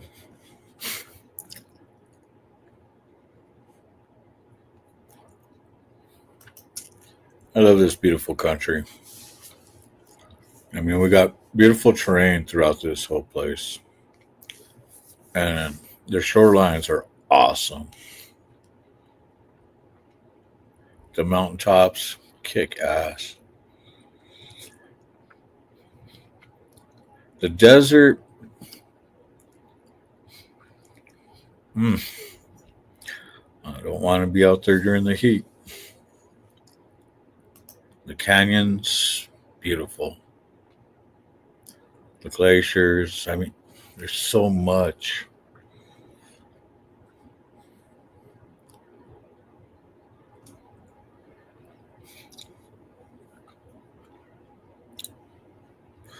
Dude, small motor, you maintenance, clean it up, and that thing could tinker for a while. So one of my family rides is very well known. Besides our fun houses and dark rides, was the mighty bumper boats. So and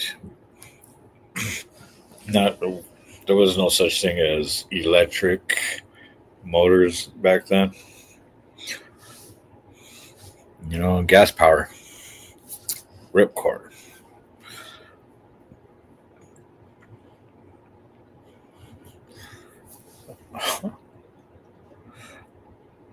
Little two horses. And when the little Force came out, oh, those were awesome.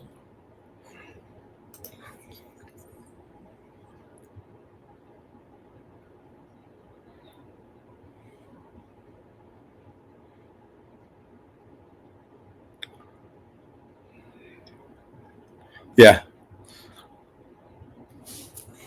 Well, that one, actually, both of them should have roller setups.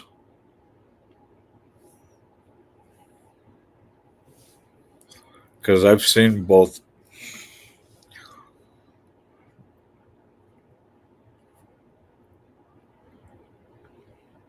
But there's some places that won't allow them because insurance reasons, safety, which I don't understand.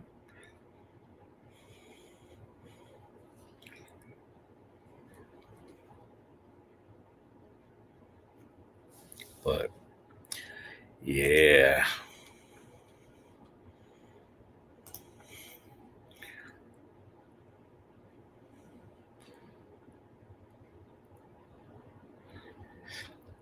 Oh, so you got to experience that, dude? That is so fucking awesome, man. I'm glad, you know, it, for somebody to sit there and tell me that they got to experience a setup or a teardown or both of them, even. that makes me feel good because you get to understand the way this structure is put up for us to sit there and play in.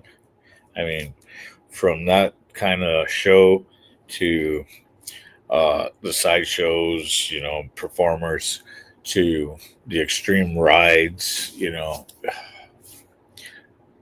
and compacting it and getting it down the road.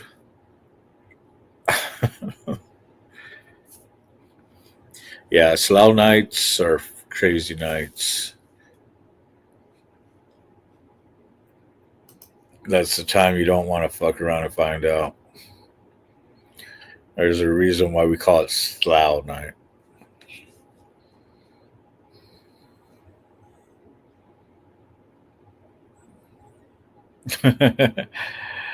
Hey, what do you mean you got schooled? Uh,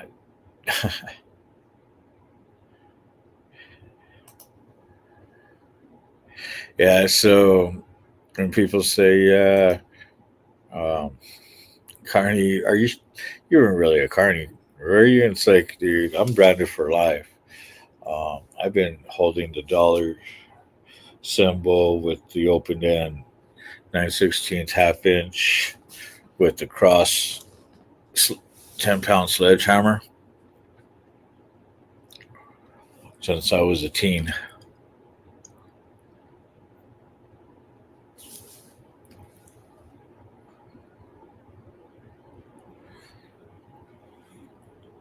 I've earned my key to the Midway.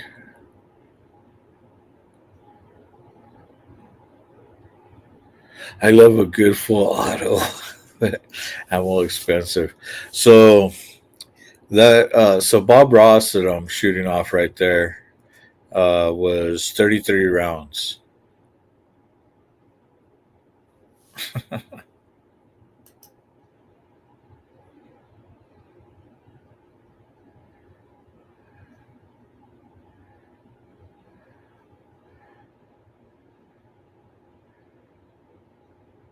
You're good, Motobomb.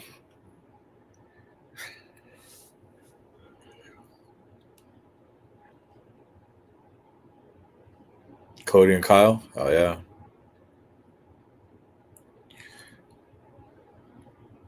Yes. Next time you talk to them, see if they remember any of the Christianity boys. Either on Reinhoffer's show, Bluegrass, Murphy's. So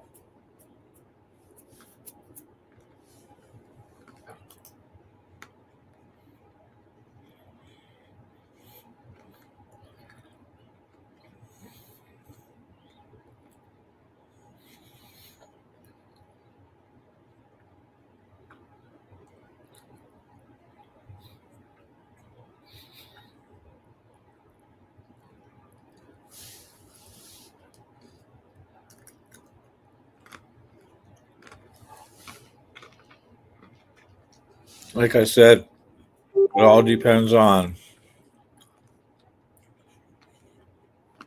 where they're set up at. Like, or they just might not run rollers anymore.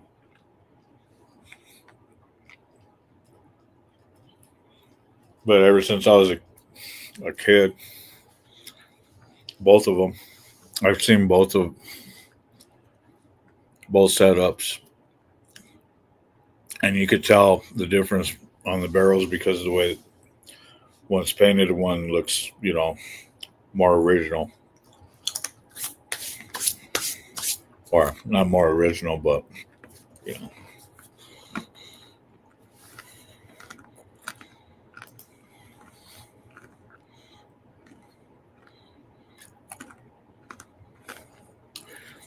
Oh yeah.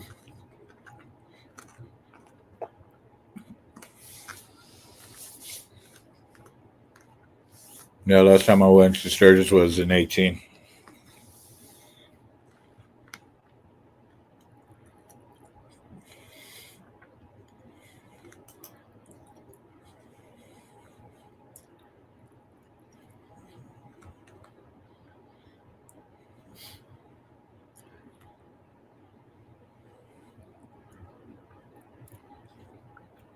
And those guys can party.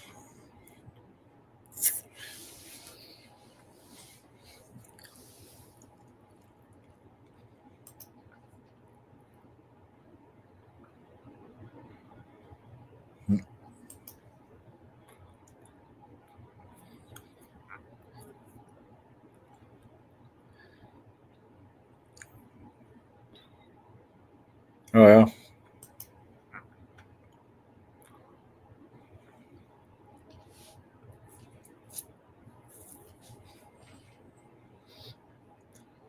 Can't remember, but I think it was like a 10-hour teardown on those. But don't quote me.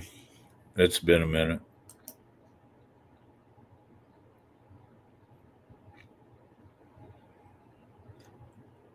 Yeah. Yeah, riding the cage is that's fun.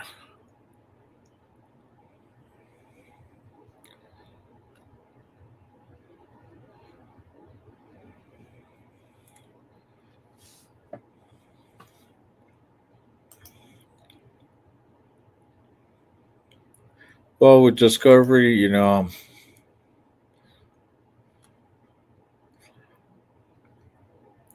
what do they have? Full throttle. Um,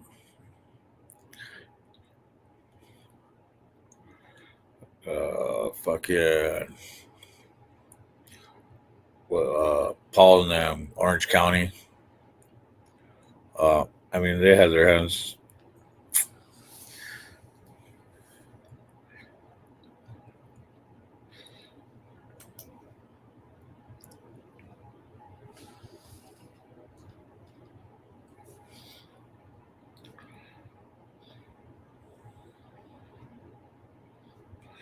Bike night, cool. You guys enjoy yourselves out there tonight, and you be careful, and you take care of that knee.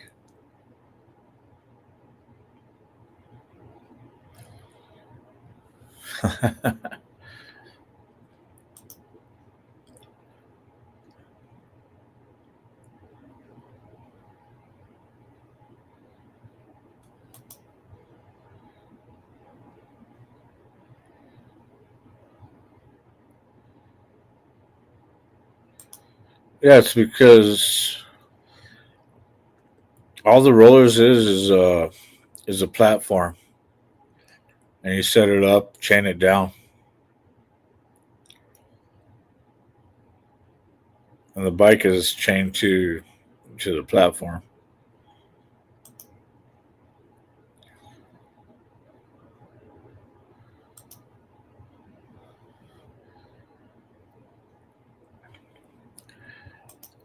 Damn.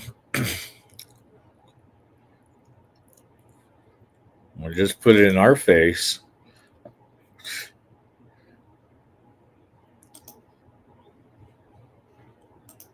Where is it? 18, 19, 20, 21, 23. That's awesome.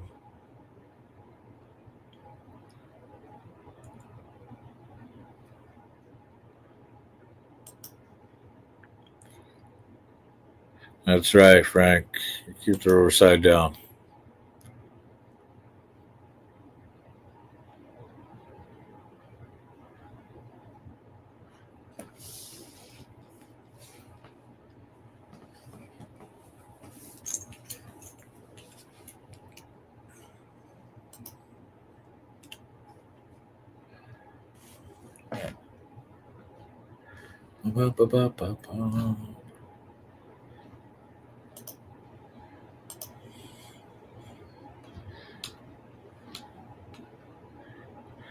You know what? What time is it?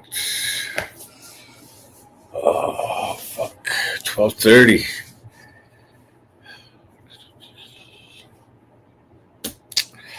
Oh, do I call it quits? Or should I keep going?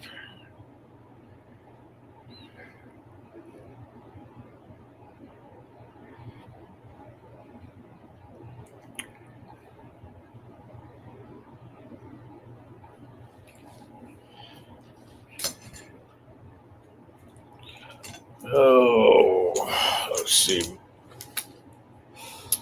Oh, Frank's getting ready to take off. Prospect Mike is thinking about going for a ride later.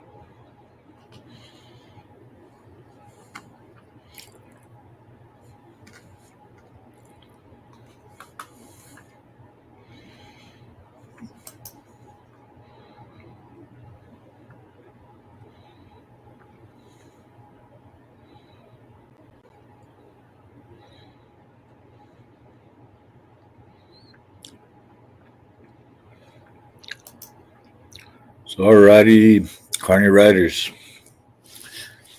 I hate to spoil that fun, but that's it. That's all. I hope you had a ball.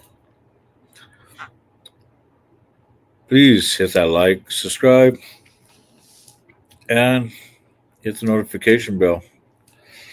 I'm going to enjoy this dinner or breakfast or my dinner, what people call breakfast. Until next time. Peace.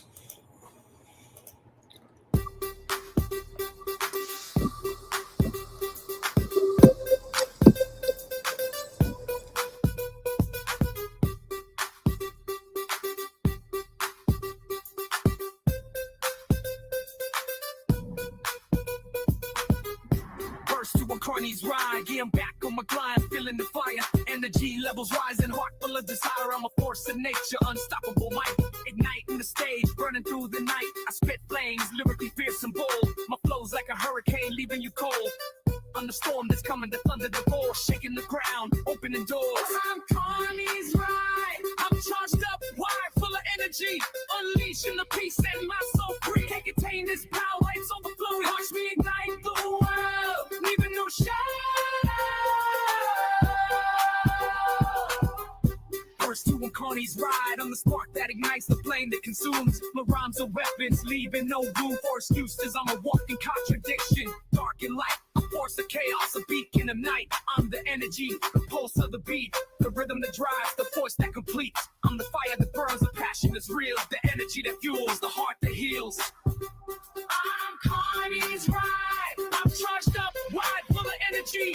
Unleashing the beast, setting my soul free. Can't contain this power, it's overflowing. Watch me ignite the world, leaving no shadow.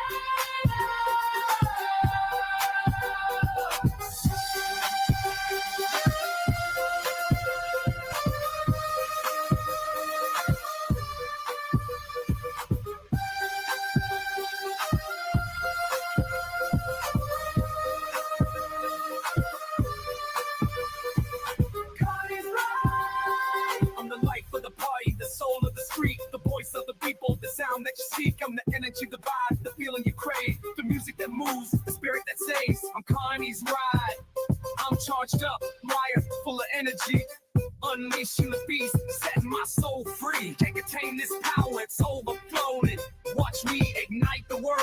no shadow. I'm Carney's ride.